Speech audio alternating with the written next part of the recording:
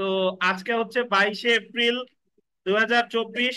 আমাদের bar council preliminary offline ব্যাচের 51তম class এবং দণ্ডবিধির 19তম ক্লাস। এবং আজকে আমরা শুরু করতে যাচ্ছি আমাদের দণ্ডবিধির ধারা 403 থেকে। দেখেন, সবাই আন্ডারলাইন করবেন এই অধ্যায়টার নাম। দেখেন, অধ্যায়টার নাম হচ্ছে অপরাধমূলক সম্পত্তি আত্মসাৎ। ইংরেজিটা আন্ডারলাইন করেন, ক্রিমিনাল মিসঅ্যাপ্রোপ্রিয়েশন অফ প্রপার্টি। তারা হচ্ছে 403 থেকে 409। অর্থাৎ আমরা এখন যে অধ্যায়টা পড়বো, এই অধ্যায়টা কত ধারা থেকে কত ধারা? 403 থেকে 409। এই অধ্যায়টাকে কি বলে? অপরাধমূলক ভাবে সম্পত্তি আত্মসাৎ বা ক্রিমিনাল মিসঅ্যাপ্রোপ্রিয়েশন অফ প্রপার্টি। তারপরে দেখেন যে অপরাধমূলক ভাবে সম্পত্তি আত্মসাৎকরণ, আন্ডারলাইন গোল দিবেন, দুই প্রকার। এই অপরাধমূলক ভাবে যে সম্পত্তি আত্মসাৎ করেন, এটা কয় প্রকার? দুই প্রকার। এক নাম্বার দেখেন, অসাধুভাবে সম্পত্তি আত্মসাৎ করুন। অসাধুভাবে সম্পত্তি আত্মসাৎ করুন, আন্ডারলাইন করবেন, ডিসঅনেস্ট মিসঅ্যাপ্রোপ্রিয়েশন অফ প্রপার্টি। এখন এখন একটা জিনিস দেখেন, অধ্যায়ের নামটা কি ছিল? অপরাধমূলক ভাবে সম্পত্তি আত্মসাৎ। এই অধ্যায় কয়টা অপরাধ নিয়ে আলোচনা করছে? তার ভিতরে একটা হচ্ছে কি? অসাধুভাবে সম্পত্তি আত্মসাৎ। এখন অনেকে আপনারা গুলাই ফেলেন যে অসাধু আর অপরাধ, পরের অংশটুকু কিন্তু সেম। দেখেন, পরের অংশটুকু ওই যে উভয় ক্ষেত্রেই সম্পত্তি আত্মসাৎ, বাট একটা আছে অপরাধমূলক আর একটা হচ্ছে কি অসাধুভাবে। সো বাট অধ্যায়টার নাম হচ্ছে কি? অপরাধমূলক সম্পত্তি আত্মসাৎ। আর এই অধ্যায় দুইটা অপরাধ বলছে, তার ভিতরে একটা হচ্ছে কি অসাধুভাবে সম্পত্তি আত্মসাৎ, আর দুই নাম্বার দেখেন যে অপরাধমূলক বিশ্বাস ভঙ্গ, এটার বলে ক্রিমিনাল ব্রেচ অফ ট্রাস্ট। আচ্ছা, আমরা তাহলে আপনাকে যদি পরীক্ষায় অনেক সময় এইভাবে প্রশ্ন করে যে অপরাধমূলক সম্পত্তি আত্মসাৎকরণ কয় প্রকার, যদি বলে অসাধুভাবে সম্পত্তি আত্মসাৎকরণ কয় প্রকার, এটা আমরা এখনো পাই নাই। এটা কিন্তু কোনো প্রকার ভেদ নাই। তো যদি বলে অপরাধমূলক সম্পত্তি আত্মসাৎ, তাহলে কত? দুই। যদি বলে অসাধুভাবে সম্পত্তি আত্মসাৎ, তাহলে কিন্তু প্রকার নাই। বুঝলেন কিনা? আচ্ছা, আমরা চলে আসি। দেখেন, এই যে যে দুই প্রকার অপরাধ, এই প্রথমটায় চলে আসি, আন্ডারলাইন করবেন, অসাধুভাবে সম্পত্তি আত্মসাৎ বা dishonest misappropriation of property. Underline করবেন, 403 ধারায় অসাধুভাবে সম্পত্তি আত্মসাৎ করা শাস্তিযোগ্য অপরাধ। কত ধারায় শাস্তিযোগ্য অপরাধ? 403 ধারায়। দেখেন, অসাধুভাবে সম্পত্তি আত্মসাৎ অর্থ একটু পড়ি। অসাধুভাবে কোনো গোল দিবেন, অস্থাবর সম্পত্তি শব্দটা গোল দেন, দিচ্ছেন? অস্থাবর সম্পত্তি আত্মসাৎ বা আর একটা বাংলা বলছে কি দেখেন, তসরুপ। আত্মসাৎ বা কি তসরুপ করা বা আন্ডারলাইন করে নিজস্ব ব্যবহারে পরিণত করা হলে তা অসাধুভাবে সম্পত্তি আত্মসাৎ বলে গণ্য হবে। তাহলে আমরা যদি এতটুকু বলি যে অসাধুভাবে সম্পত্তি আত্মসাতের বিষয়বস্তু কি ভাই? স্থাবর না অস্থাবর?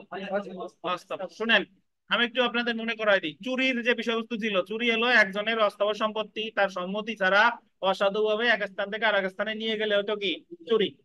আমি যখন চুরি করছিলাম, আমাদের একটা জিনিস মনে আছে কিনা আপনাদের, যে মৃত ব্যক্তির কাছ থেকে কিছু নিলে সেটা কি চুরি হবে না? বা রাস্তায় একটা জিনিস পুড়িয়ে পাইছেন, ওটা নিলেও কি চুরি হবে না? বুঝতে পারছেন? তাহলে ওই জিনিসটা অসাধুভাবে সম্পত্তি আত্মসাৎ। অথবা এরকম, আপনি একটা বই ধরেন বিথিকা বিশ্বাসের কাছ থেকে ধার নিয়ে গেলেন, বললেন যে বিথিকা আমাকে দেন, আমি 1 সপ্তাহ পর ফেরত দেবো। বিথিকা তার সম্মতি নিয়ে গেলেন, তো তারপরে আর কোনোদিন আপনি ফেরত দেন নাই। তো এই জায়গায় আপনি কি করছেন? অসাধুভাবে সম্পত্তি আত্মসাৎ। তাহলে একটা জিনিস এখানে আপনারা চিন্তা ভাবনা করেন, বলেন তো, এই যে যে অসাধুভাবে সম্পত্তি আত্মসাৎ, এটা কি সম্মতি থাকে কি থাকে না? থাকতেও পারে, নাও পারে। যখন আপনি রাস্তায় পাচ্ছেন আংটি, কারোর দখলে তো নাই। বুঝতে পারছেন? তাহলে তো ওই জায়গায় সম্মতি নেওয়ারও প্রশ্ন নাই, এটাও আত্মসাৎ। আবার যখন আপনি একজনের কাছ থেকে টাকা ধার নিয়ে আর দিলেন না, বা একটা বই ধার নিয়ে আর দিলেন না, তখন এটাও কিন্তু অসাধুভাবে আত্মসাৎ। বা এই জায়গায় আপনি কাজটা করছেন কিভাবে? সম্মতি নিয়ে। তো আপনাকে যদি বলে যে অসাধুভাবে সম্পত্তি আত্মসাতে সম্মতি থাকে কি থাকে না? থাকতেও পারে, নাও থাকতে পারে। বুঝতে পারছেন? কিন্তু চুরিতে থাকে কি থাকে না? থাকে না। বলপূর্বক গ্রহণে সম্পত্তি থাকে কি থাকে না? সম্মতি থাকে কি থাকে না? ভয় দেখায় আদায় করা হয়। দস্যুতায় থাকে কি থাকে না? ভয় দেখাইয়া জোরপূর্বক আদায় করা হয়। তারপরে আপনার টাকা দিতে থাকে কি থাকে না? ওই ভয় দেখাইয়া আদায় করা হয়। ক্লিয়ার? আচ্ছা, এখন আমরা চলে এসে দেখেন শর্ত সমূহ। তাহলে শর্ত যদি আমরা দেখি যে অসাধুভাবে সম্পত্তি আত্মসাৎকরণের অপরাধ সংগঠিত হয়েছে বলে গণ্য হবে যদি নিম্নলিখিত শর্তসমূহ পূরণ হয়। কি কি দেখেন? অভিযুক্ত ব্যক্তি অসাধুভাবে অন্যের সম্পত্তি আত্মসাৎ করেছে বা আন্ডারলাইন করবে নিজস্ব ব্যবহারে পরিণত করছে। আংটি একটা নিয়ে আংটি পাইছেন আর বিক্রি করেন নাই, বাট আপনি হাতে দেন, আপনার আঙ্গুলে আংটি আছে, বিক্রি করেন নাই, তবুও এটা কি? অসাধুভাবে সম্পত্তি আত্মসাৎ। পরেরটা দেখেন, অবশ্যই অস্থাবর সম্পত্তি হতে হবে, মুভেবল প্রপার্টি। আপনারা অনেকেই একটু উলট পালট হয়ে যেতে পারে। অস্থাবর সম্পত্তি কি হচ্ছে? মুভেবল। আর স্থাবর হচ্ছে কি? ইমমুভেবল। ইমমুভেবল। তারপরে দেখেন, সম্পত্তি নিজস্ব ব্যবহারে পরিণত করা বা আত্মসাৎকরণ অবশ্যই হবে কি? অসাধুভাবে বা ডিসঅনেস্টলি। তো আপনি যদি অপরাধগুলো কোনটা কি হয়েছে এটা যদি শনাক্ত করতে না পারেন, যখন আপনি ফৌজদারি প্র্যাকটিস করবেন, মক্কেল যখন আপনার কাছে এসে বলতেছে এই ঘটনা ঘটছে, তাহলে আপনি মামলা কোন কোন ধারায় করবেন এটা সাজাবেন কেমনে? বুঝেন কিনা? যে আপনি যদি চুরি দস্যুতার পার্থক্য না বুঝতে পারেন বা চুরি ও আত্মসাতের পার্থক্য না বুঝতে পারেন, তাহলে কিন্তু কি হবে? হবে না কিন্তু, বুঝতে পারছেন? সো জেনে রাখা ভালোতে আমরা চলে আসি। দেখেন, জেনে রাখা ভালো যে অস্থাবর সম্পত্তি, অসাধুভাবে সম্পত্তি আত্মসাৎকরণের বিষয়বস্তু হতে পারে অস্থাবর সম্পত্তি বা মুভেবল প্রপার্টি, যেমন স্বর্ণ, টাকা ইত্যাদি। ক, ক্ষয়ের নিকট থেকে 2টি বস্তা নিয়ে যায়, ফেরত না দিয়ে বিক্রি করে দেয়, ফেরত আর জীবনেও দেয় নাই, উল্টা কি করে দিছে? ক, অসাধুভাবে আত্মসাৎ করেছে বলে গণ্য হবে। বিথিকা বলেন তো, এটা চুরি হলো না কেন?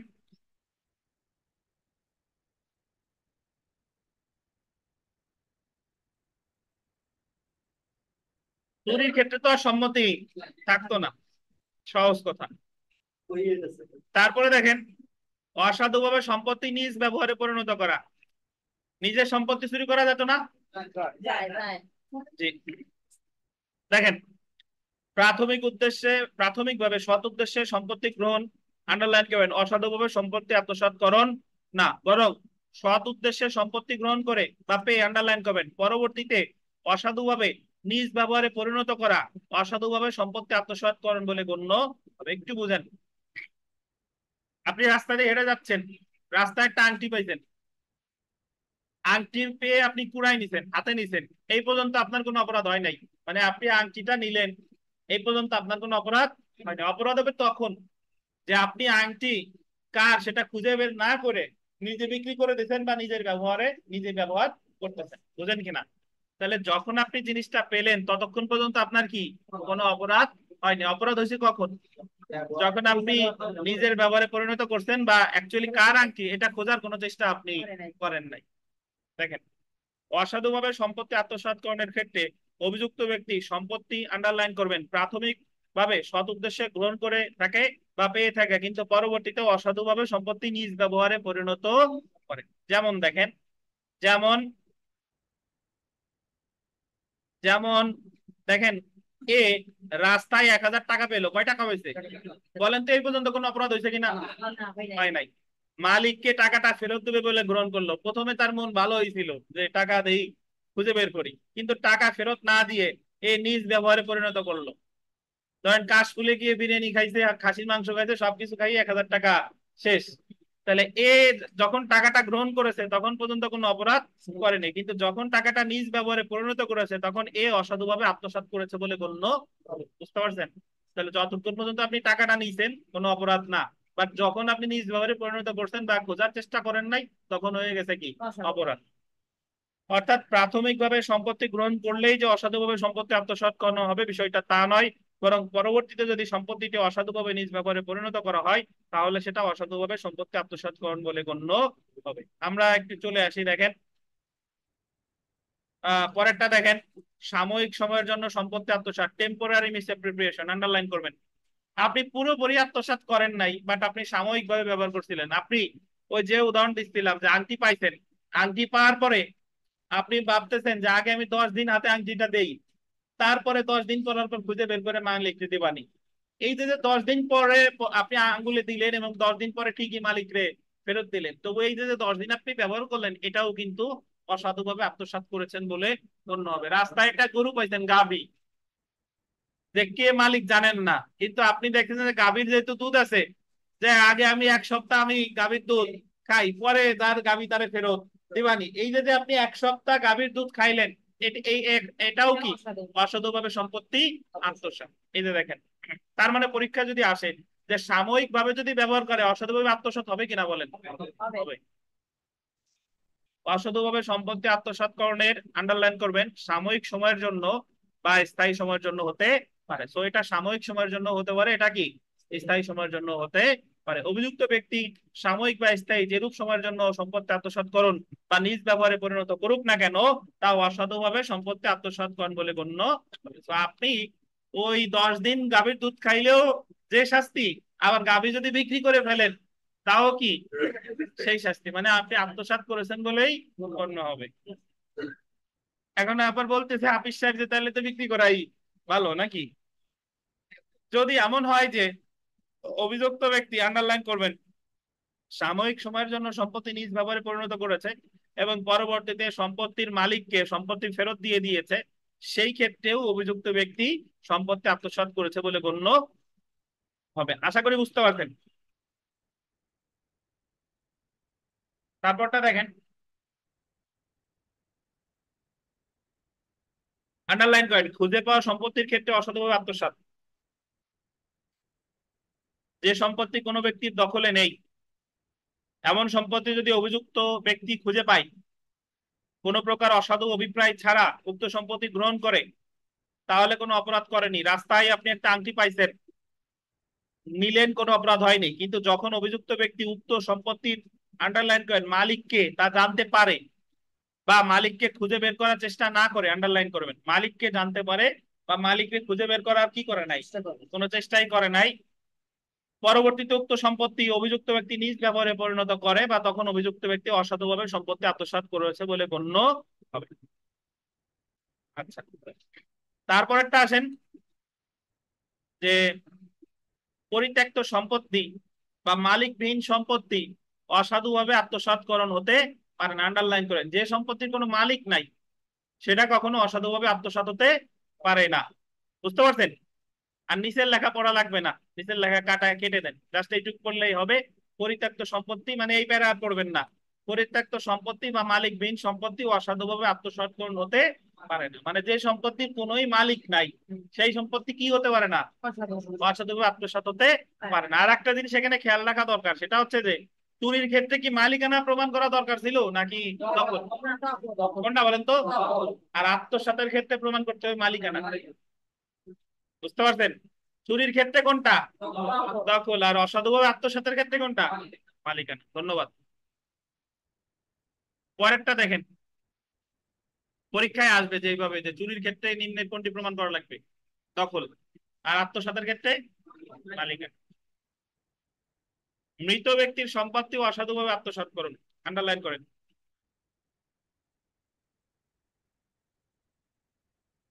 মৃত ব্যক্তির দখলে সম্পত্তি অসাধুভাবে নিজ ব্যবহারে পরিণত করা হলে তাও অসাধুভাবে আত্মসাৎকরণ বলে গণ্য হবে। ওই গতদিনে আমরা জেনেছিলাম যে মৃত ব্যক্তির নিকট থেকে নিলে তো চুরি হয় না, বাট তার কাছ থেকে নিলে কি হয়, অসাধুভাবে আত্মসাৎ। তাহলে আমরা যদি এখানে বলি যে চুরি আর অসাধুভাবে আত্মসাতের ভিতর পার্থক্য কি, পার্থক্য আমি এটা করতে যাচ্ছি না, যেহেতু আমি একটু, আপনারা রিডিং করে নিয়েন, এইভাবে চিন্তা করেন যে সম্পত্তির প্রকারের ক্ষেত্রে পার্থক্য হয় না, চুরিও অস্থাবর, এটাও কি অস্থাবর। চুরির ক্ষেত্রে সম্মতি ছাড়া নেওয়া হয়, এই জায়গা কি সম্মতি থাকতেও পারে আবার নাও থাকতে পারে, বুঝেন কিনা? আর চুরির ক্ষেত্রে প্রমাণ করা দরকার কি, দখল, আর অসাধু আত্মসাতের ক্ষেত্রে কি মালিকানা। বুঝতে পারছেন? এই আর কি, আর দরকার নাই, আপনারা এইটুকু রিডিং করে নিয়েন এই দুইটা পয়েন্ট। বিগত বছরের প্রশ্নে চলে আসি।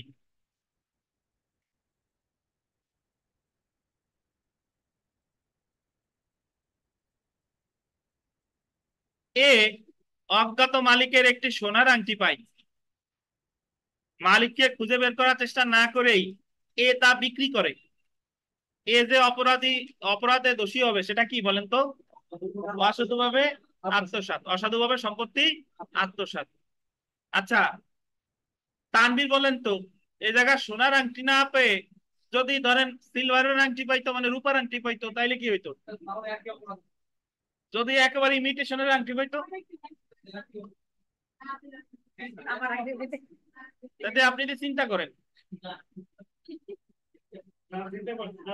চিন্তা করছে না? জি। দেখেন,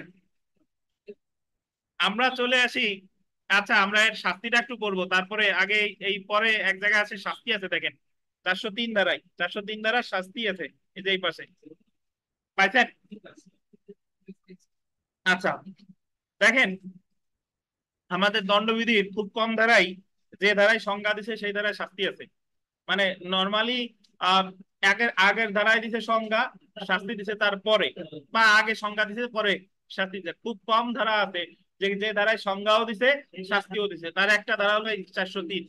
দেখেন 403 ধারায় ডিসঅনেস্ট মিসঅ্যাপ্রোপ্রিয়েশন অফ প্রপার্টি, মানে অসাধুভাবে আত্মসাতের সংজ্ঞা দিছে, আবার শাস্তিও কত ধারা, 403 ধারা। দেখেন 403 ধারা অসাধুভাবে সম্পত্তি আত্মসাৎ, ডিসঅনেস্ট মিসঅ্যাপ্রোপ্রিয়েশন অফ প্রপার্টি, শাস্তি দেখেন যে কোনো বর্ণনার কারাবাস যা কত 2 বছর পর্যন্ত, আন্ডারলাইন করেন কয় বছর, 2 বছর বা অর্থদণ্ড বা উভয়। তাহলে সর্বোচ্চ সাজা কত, 2 বছর।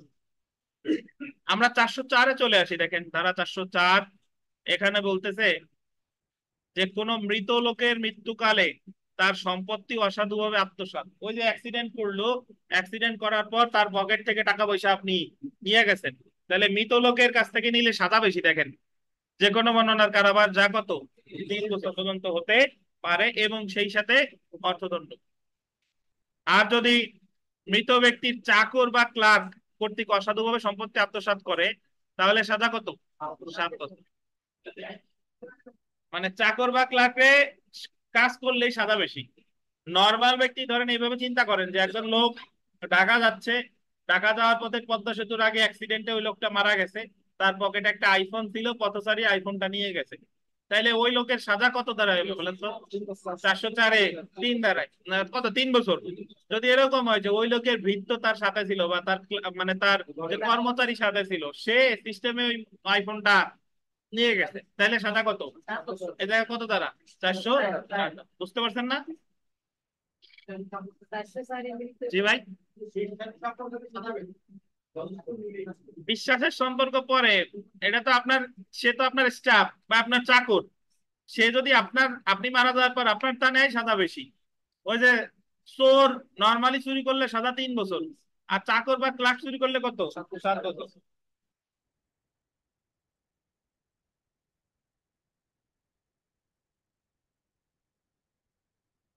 পরীক্ষায় এই জায়গায় যে পেচ আসতে পারে সেটা হচ্ছে আপনারা এইভাবে বলো যে চাকর বা ক্লার্ক যদি আত্মসাৎ করে তাহলে সাজা কত, এই তো ভুল বলেন। চাকর বা ক্লার্ক তো মৃত লোকের আত্মসাৎ করলে 7 বছর। যদি বলে চাকর বা ক্লার্ক অসাধুভাবে আত্মসাৎ করছে, কে,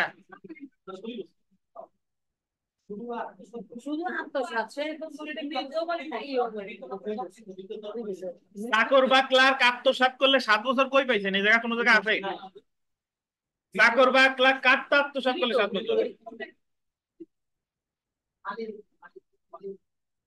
বুঝতে পারছেন?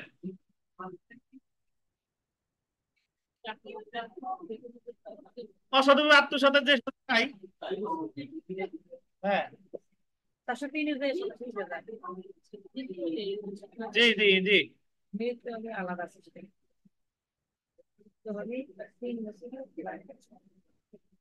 আচ্ছা আমরা অপরাধমূলক বিশ্বাসভঙ্গে চলে আসি, আসেন। কে বুঝেন নাই, কিছু না বুঝলে আমার প্রশ্ন করেন, অনলাইনে যারা আছেন শুনতে পাচ্ছেন?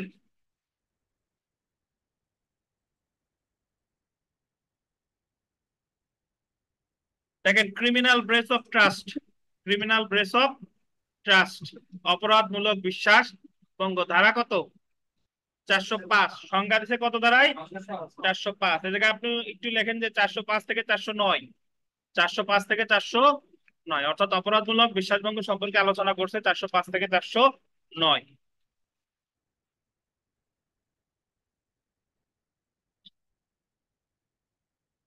ওই পাশে ভাই, ওই পাশে ওই যে বাম সাইডে অপরাধজনক বিশ্বাসভঙ্গ, ওই যে হ্যাঁ হ্যাঁ হ্যাঁ, ওই যে ডাইন পাশে দেখেন 405 লেখা আছে, ওখানে লিখবেন 405 থেকে 409। লেখা আছে আবার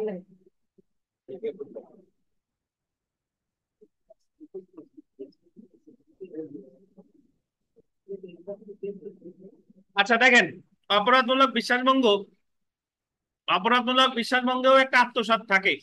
মানে একটু আগে আমরা কি পড়লাম, সম্পত্তি আত্মসাৎ না, অপরাধমূলক বিশ্বাসভঙ্গেও কি থাকে, আত্মসাৎ থাকে, বাট এই আত্মসাৎটা হচ্ছে এরকম যে দীর্ঘদিন ধরে আপনার তার সাথে একটা বিশ্বাসের সম্পর্ক আছে। এটা বিশ্বাসের সম্পর্ক হতে পারে, ব্যবসায়িক পার্টনার হতে পারে, চুক্তিগত সম্পর্ক হতে পারে। বুঝতে পারছেন?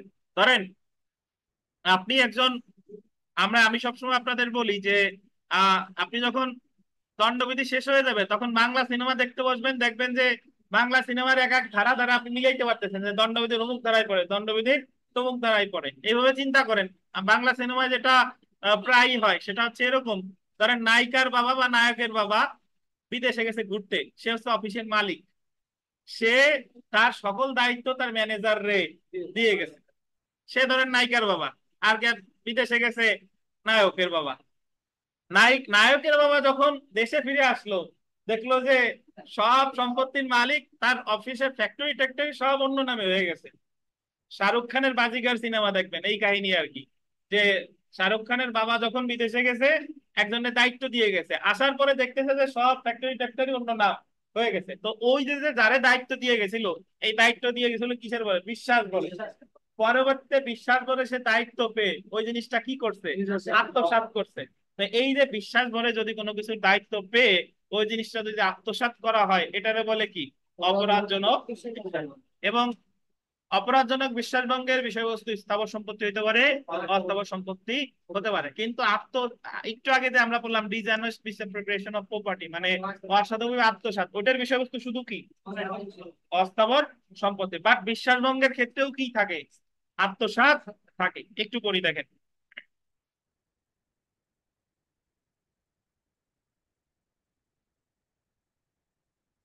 কোন ব্যক্তি, তার আগে অপরাধমূলক বিশ্বাসভঙ্গের অর্থ দেখেন, কোন ব্যক্তি কোন সম্পত্তি বা সম্পত্তির উপরে, আন্ডারলাইন করবেন, আধিপত্যের বা বিশ্বাস ভরে ভারপ্রাপ্ত হয়ে উক্ত সম্পত্তি, আন্ডারলাইন করবেন, অসাধুভাবে আত্মসাৎ করে বা কি করে?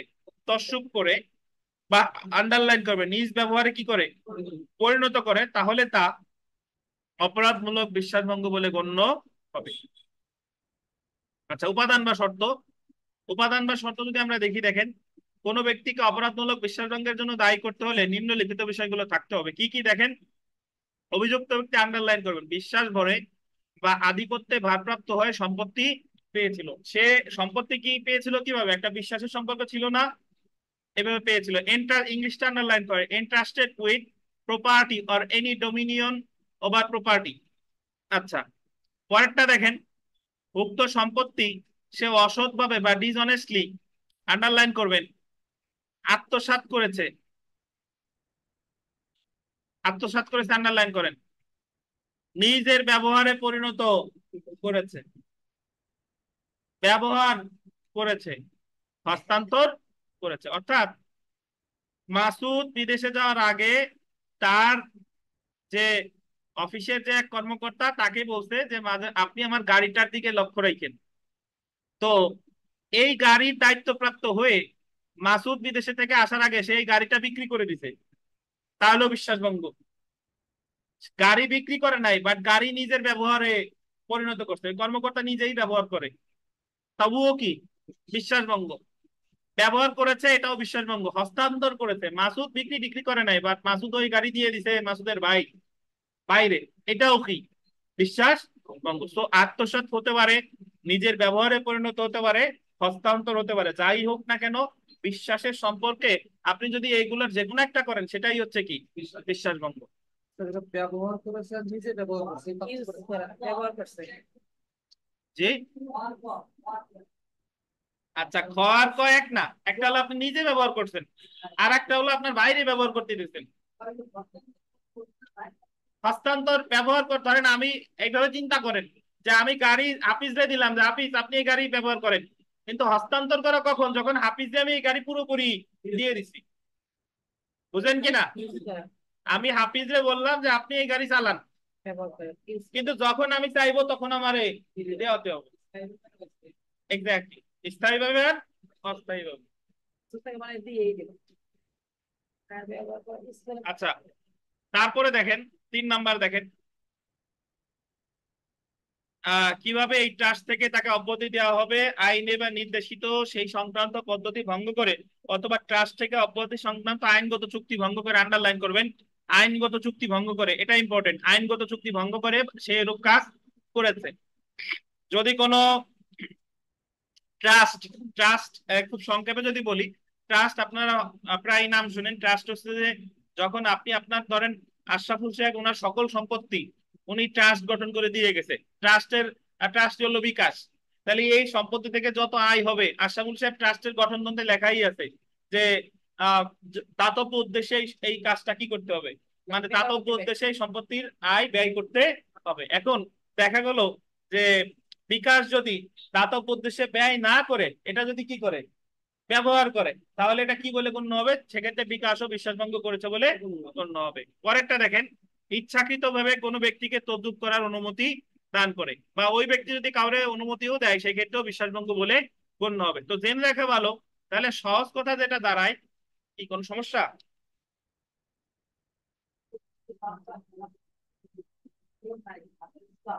আচ্ছা, ওরা যাই হোক আসেন, জেনে রাখা ভালো।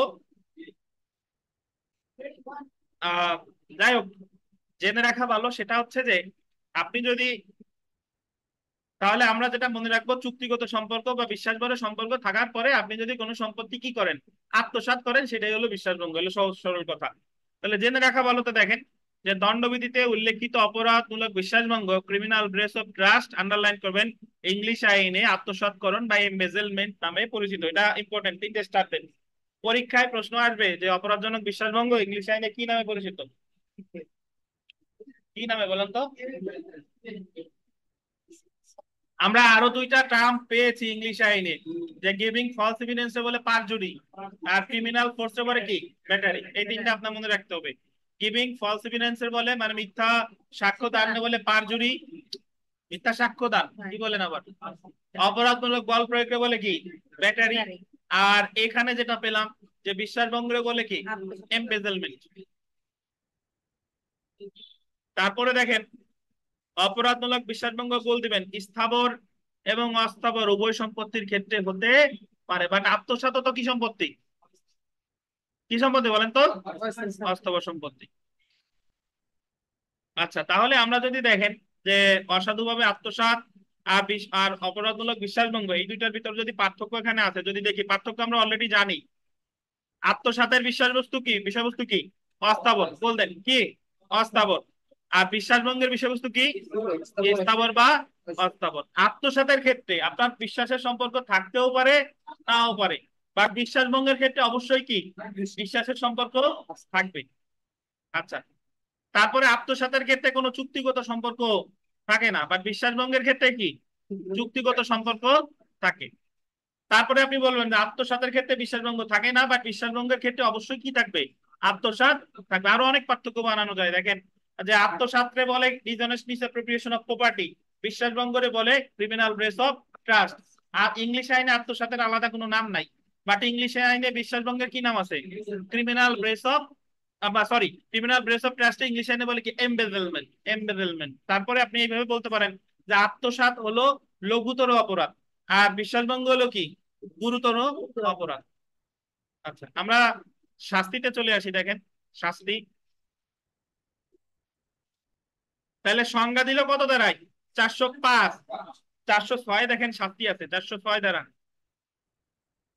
অপরাধমূলক বিশ্বাসভঙ্গের শাস্তি যে কোনো বর্ণনার 3 বছর পর্যন্ত হতে পারে, বা অর্থদণ্ড বা উভয়। তো আত্মসাতের শাস্তি কিন্তু ছিল 2 বছর, আর বিশ্বাসভঙ্গের শাস্তি কত 3 বছর। পরেরটা দেখেন 407, বাহক কর্তৃক বল দিবেন, বাহক ক্যারিয়ার, বাহক কর্তৃক অপরাধমূলক বিশ্বাসভঙ্গের শাস্তি। ধরেন সাজা কত দেখেন, যে কোনো বর্ণনার 7 বছর। বাহককে মাসুদ, বাহককে ধরেন আমরা নর্মালি চোখে যেটা বাদে, যে বেকারির গাড়ি আছে না, বেকারির গাড়ি বিভিন্ন জায়গায় কর্মচারী গিয়ে ওই বেকারির খাবার সাপ্লাই দিচ্ছে, তাহলে ওই বেকারির গাড়ি বাহককে, ওই কোম্পানির বাহক হচ্ছে ওই লোক। এখন সে দেখা গেল যে কয়েক প্যাকেট বিস্কুট সে নিজে রেখে দিছে, বা আর একজনকে খেতে দিছে, কিন্তু ওই টাকা মালিক রে দেয় নাই, তাইলে এটা কি বাহক। বুঝতে পারছেন? আচ্ছা, তাহলে বাহক কর্তৃক যদি বিশ্বাসভঙ্গ হয় তাহলে সাজা কত 7 বছর। 8-এ আছেন, 408 কেরানি বা চাকর কর্তৃক। কেরানি চাকর দেখলেই 7 দেখেন, কেরানি বা চাকর যদি বিশ্বাসভঙ্গ করে তাহলে কত? 7 বছর। কত দাঁড়ায়? 408। 409 আমরা চলে আসি খালেদা জিয়ার ধারা দেখেন, সরকারি কর্মচারী, ব্যাংকার, বাণিজ্যিক প্রতিনিধি, আন্ডারলাইন করবেন, সরকারি কর্মচারী, ব্যাংকার, বাণিজ্যিক প্রতিনিধি বা এজেন্ট কর্তৃক অপরাধমূলক বিশ্বাসভঙ্গ, সাজা দেখেন যাবজ্জীবন কারাবাস বা যে কোনো বর্ণনার কারাবাস যা 10 বছর পর্যন্ত হতে পারে। এবং এই নিচে লেখেন যে এই ধারায় মামলা করে শুধুমাত্র দুদক, দুর্নীতি দমন কমিশন। আমি আপনি গিয়ে এই 409 ধারায় মামলা করতে পারবো না। মামলা করে দুদক, দুর্নীতি দমন কমিশন। 409 এর মামলা আমি আপনি গিয়ে করতে পারবো না।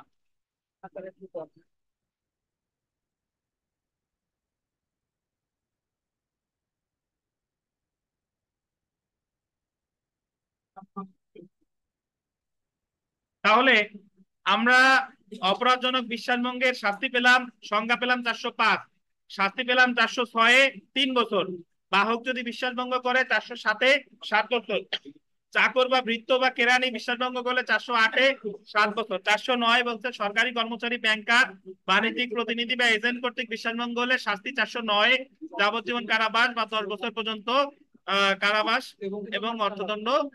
অর্থদণ্ড অবশ্যই হবে। এবং 409 এটা মামলাটা করে কে? দুর্নীতি দমন কমিশন। খালেদা জিয়া ট্রাস্ট মামলায় ওনাকে 409 ধারায় 5 বছর সাজা দেওয়া হয়েছে। বুঝতে পারছেন? মামলা করছে কে? দুদক। তো আমাদের নামাজের বিরতি, আসরের নামাজের বিরতি 10 মিনিট পর আবার শুরু হবে। 10 মিনিট পর সবাই জয়েন করবেন। ধন্যবাদ।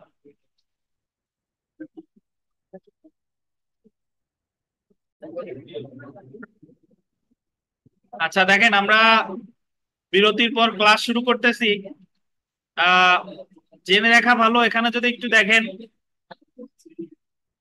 চুপ করেন সবাই, খেলা মানে ক্লাসে মনোযোগ দেন। জেনে রাখা ভালো, দেখি দেখেন যে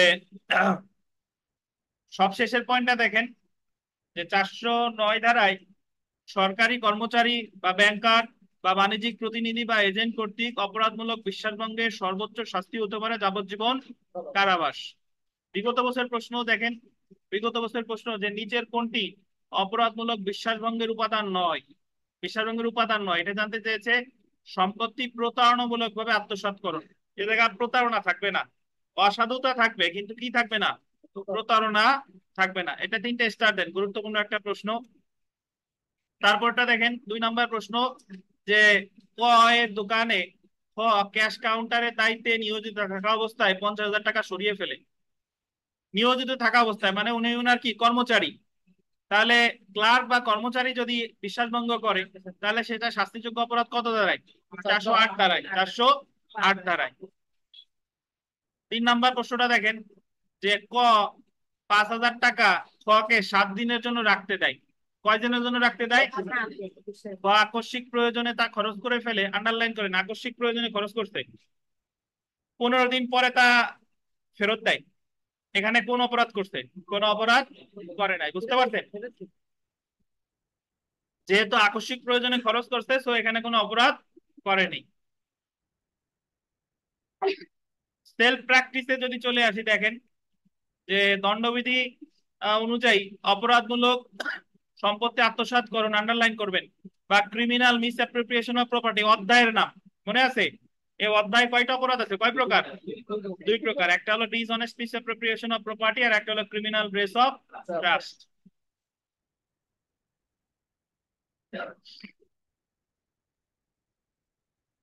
9 নম্বর প্রশ্নটা দেখেন। 9, জেড এর মালিকানাধীন একটি অলিখিত পৃষ্ঠাঙ্কনকারী সরকারি প্রমিসরি নোট, প্রমিসরি নোট ধরেন এক ধরনের আপনার চেকের মতো, এ দেখতে পাই। নোটটির মালিক জেড তা জেনে নোটটি ভবিষ্যৎ কোনো সময়ের জন্য জেডের নিকট ফেরত দেওয়ার অভিপ্রায়ে কোন মহাজনের নিকট ঋণের আমানত হিসেবে এ নোটটি বন্ধক রাখে। এ জানে, এ প্রমিসরি নোটটা দেখছে, এ জানে যে প্রমিসরি নোটের মালিক হচ্ছে জেড। কে? জেড। এবং সে এটা বলতেছে ভবিষ্যতে তার এক সময় ফেরত দিব, আগে আমি এটা ব্যবহার করে নিই, আগে এটা আমি কি ব্যবহার করে নিই। এ দণ্ডবিধি নিম্নলিখিত কোন অপরাধটি করেছে বলেন? অসাধুভাবে আত্মসাৎ। এটা বিশ্বাসভঙ্গ না কেন? কারণ জেড এর সাথে এর তো কোনো বিশ্বাসের সম্পর্ক ছিল না। বুঝতে পারছেন? তো এখানে এ যেটা করেছে এটা হলো কি আত্মসাৎ। 10 নম্বর প্রশ্নটা 3টে স্টার দেন, দেখেন যে কোনো ব্যক্তিকে অসাধুভাবে সম্পত্তি আত্মসাৎ করার জন্য দণ্ড দেওয়া যাবে না, যাবে না বলছে যদি সম্পত্তিটি পরিত্যক্ত হয়, সম্পত্তিটির কোনো মালিক না থাকে, সম্পত্তিটি স্থাবর সম্পত্তি হয়, সবগুলো কি, সবগুলোই।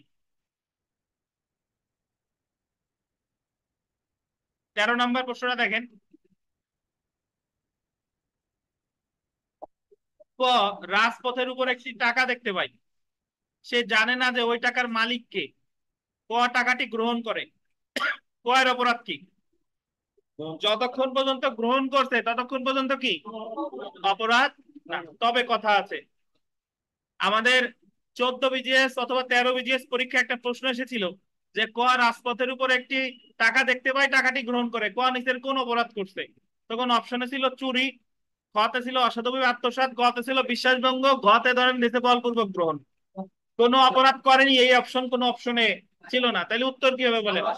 তখন বুঝাইতে চাইছে কোন অপরাধ করছে, তখন উত্তর হবে কি আত্মসাৎ। বুঝেন কিনা? আর যদি কোনো অপশনে থাকে যে কোনো অপরাধ করেনি, তাহলে উত্তর হতো কোনটা, কোনো অপরাধ করেনি, কেন চুরি কেন? হ্যাঁ, জি, বুঝতে পারছেন? যেহেতু এই জায়গায় অপশনে কোনো অপরাধ করেনি আছে, তো এখানে উত্তর হবে কোনটা, কোনো অপরাধ করেনি। পরেরটা দেখেন 14 নাম্বার, ক একটি আংটি দেখতে পায় কিন্তু জানে না যে সেটির মালিক কে, ক সেটার মালিককে আবিষ্কার না করে আংটিটি বিক্রয় করে, কোন অপরাধ করছে? কি করছে? অসাধুভাবে আত্মসাৎ। 15 নম্বরটা দেখেন, ক রাস্তায় একটি পত্র দেখতে পাই, সেটার মধ্যে একটা আন্ডারলাইন ব্যাংক নোট ছিল, কি ছিল?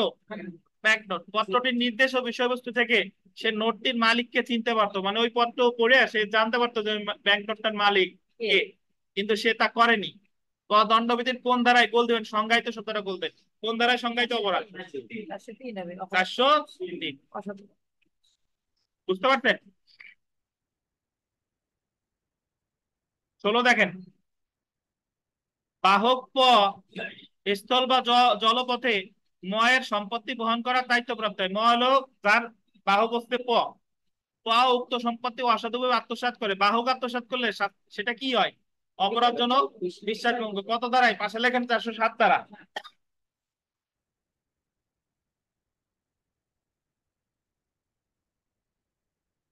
বাহক 7 না? 17 দেখেন, পলাশ একজন গুদাম রক্ষক, মামুন ভ্রমণে যাওয়ার সময় এই শর্তে তার আসবাবপত্র পলাশের নিকট গচ্ছিত রাখে যে গুদাম রক্ষা বাবদ চুক্তিকৃত অর্থ প্রদান করা হলে সেটা প্রত্যার্পণ করা হবে। পলাশ একজন গুদাম রক্ষক, মামুন যাওয়ার আগে তার আসবাবপত্র পলাশের কাছে দিয়ে গেছে যে ভাই আমি আসার পর তোমার টাকা পয়সা দিলে আমার আসবাবপত্র গুলো আবার কি ফেরত দিও। তার মানে কিসের সম্পর্ক? বিশ্বাসের সম্পর্ক। পলাশ অসাধুভাবে উক্ত মাল সমূহ বিক্রি করে দেয়, আসবাবপত্র নিজের মনে করে বিক্রি করে দিচ্ছে, তো পলাশের অপরাধ কি? অপরাধজনক বিশ্বাসভঙ্গ। কারণ তাদের মধ্যে একটা কিসের সম্পর্ক ছিল? বিশ্বাসের সম্পর্ক ছিল। এগুলো মোটামুটি গুরুত্বপূর্ণ। 19 নাম্বার প্রশ্নটা দেখেন, 19 নম্বরে বলছে যে ক একজন রাজস্ব অফিসার, তার উপর সরকারি অর্থের ভার ন্যস্ত হয়, আন্ডারলাইন করেন কি অর্থ? সরকারি অর্থ, এবং তার দখলই সমুদায় অর্থ কোন এক বিশেষ ট্রেজারিতে জমা প্রদানের জন্য তাকে ক্ষমতা দেওয়া হয়। ক নিয়ম ভেঙে রাজস্ব নিজ ব্যবহারে পরিণত করে, নিয়ম ভেঙে রাজস্ব কি করছে? ক দণ্ডবিধির কত দ্বারায় সংজ্ঞায়িত অপরাধ, সংজ্ঞায়িত শব্দটা বলতেন, কত দ্বারায়? যদি বলে কত দ্বারায় শাস্তিযোগ্য অপরাধ করছে, তাহলে উত্তরও কত কত? 409। 6 ধরেন এই জায়গায় আছে, বাট 9 থাকলে উত্তর হতো কি 9, কারণ সে একজন সরকারি কর্মকর্তা যদি বিশ্বাস ভঙ্গ করে শাস্তি কত দ্বারায়? 409 দ্বারায়। বুঝতে পারছেন? 20 নাম্বার দেখেন, গহনা তৈরি করার জন্য একে কিছু পরিমাণ স্বর্ণ দেওয়া হয়েছিল, কি দিয়েছিল? স্বর্ণ। সে অসাধুভাবে উক্ত স্বর্ণের সাথে সিলভার মিশিয়ে গহনা তৈরি করে, এ নিম্নলিখিত কোন অপরাধ করতে বলে? স্বর্ণকারের নিকট যখন আপনি কিছু বানাইতে দেন তার সাথে আপনার কিসের সম্পর্ক থাকে? বিশ্বাসের সম্পর্ক। তখন সে যদি ওই সোনার সাথে রূপা মিশাই দেয় বা সোনার মধ্যে অন্য কিছু মিশাইলো, তামা মিশাইলো, তো এটা কি করেছে বলে গণ্য হবে?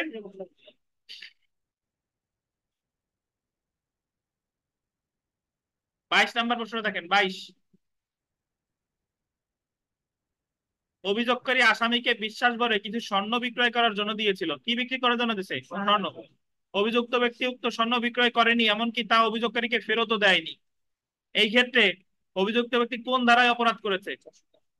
মানে কোন ধারার অপরাধ করেছে? অ্যাকচুয়ালি এই জায়গা বলছে কোন ধারার অপরাধ। যদি বলে কোন ধারার সংজ্ঞায়িত অপরাধ, তাহলে উত্তর হতো 405। আর যদি বলে যে কোন ধারার, তাহলে উত্তর হবে কত? 406। আপনি অ্যাকচুয়ালি মনে রাখবেন যে শাস্তির ধারা হবে কি 406। যদি বলে কোন ধারার অপরাধ করছে, তাহলে কিন্তু এক্স্যাক্টলি উত্তর দেওয়া হয় না, উত্তর হয় কত? 406। যদি বলে কোন ধারায় সংজ্ঞায়িত অপরাধ করছে, তাহলে উত্তর কত? 405। জি, এটা এটা অ্যাকচুয়ালি 406 ধারাই হবে, মানে কোন ধারার অপরাধ করেছে। আর যদি বলতো যে কোন ধারায় সংজ্ঞায়িত, তাহলে উত্তর হতো 405।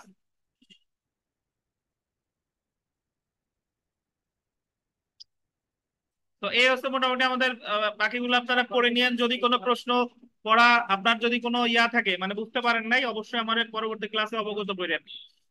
আমরা চলে এসেছি চোরাই মাল, স্টলেন প্রপার্টি।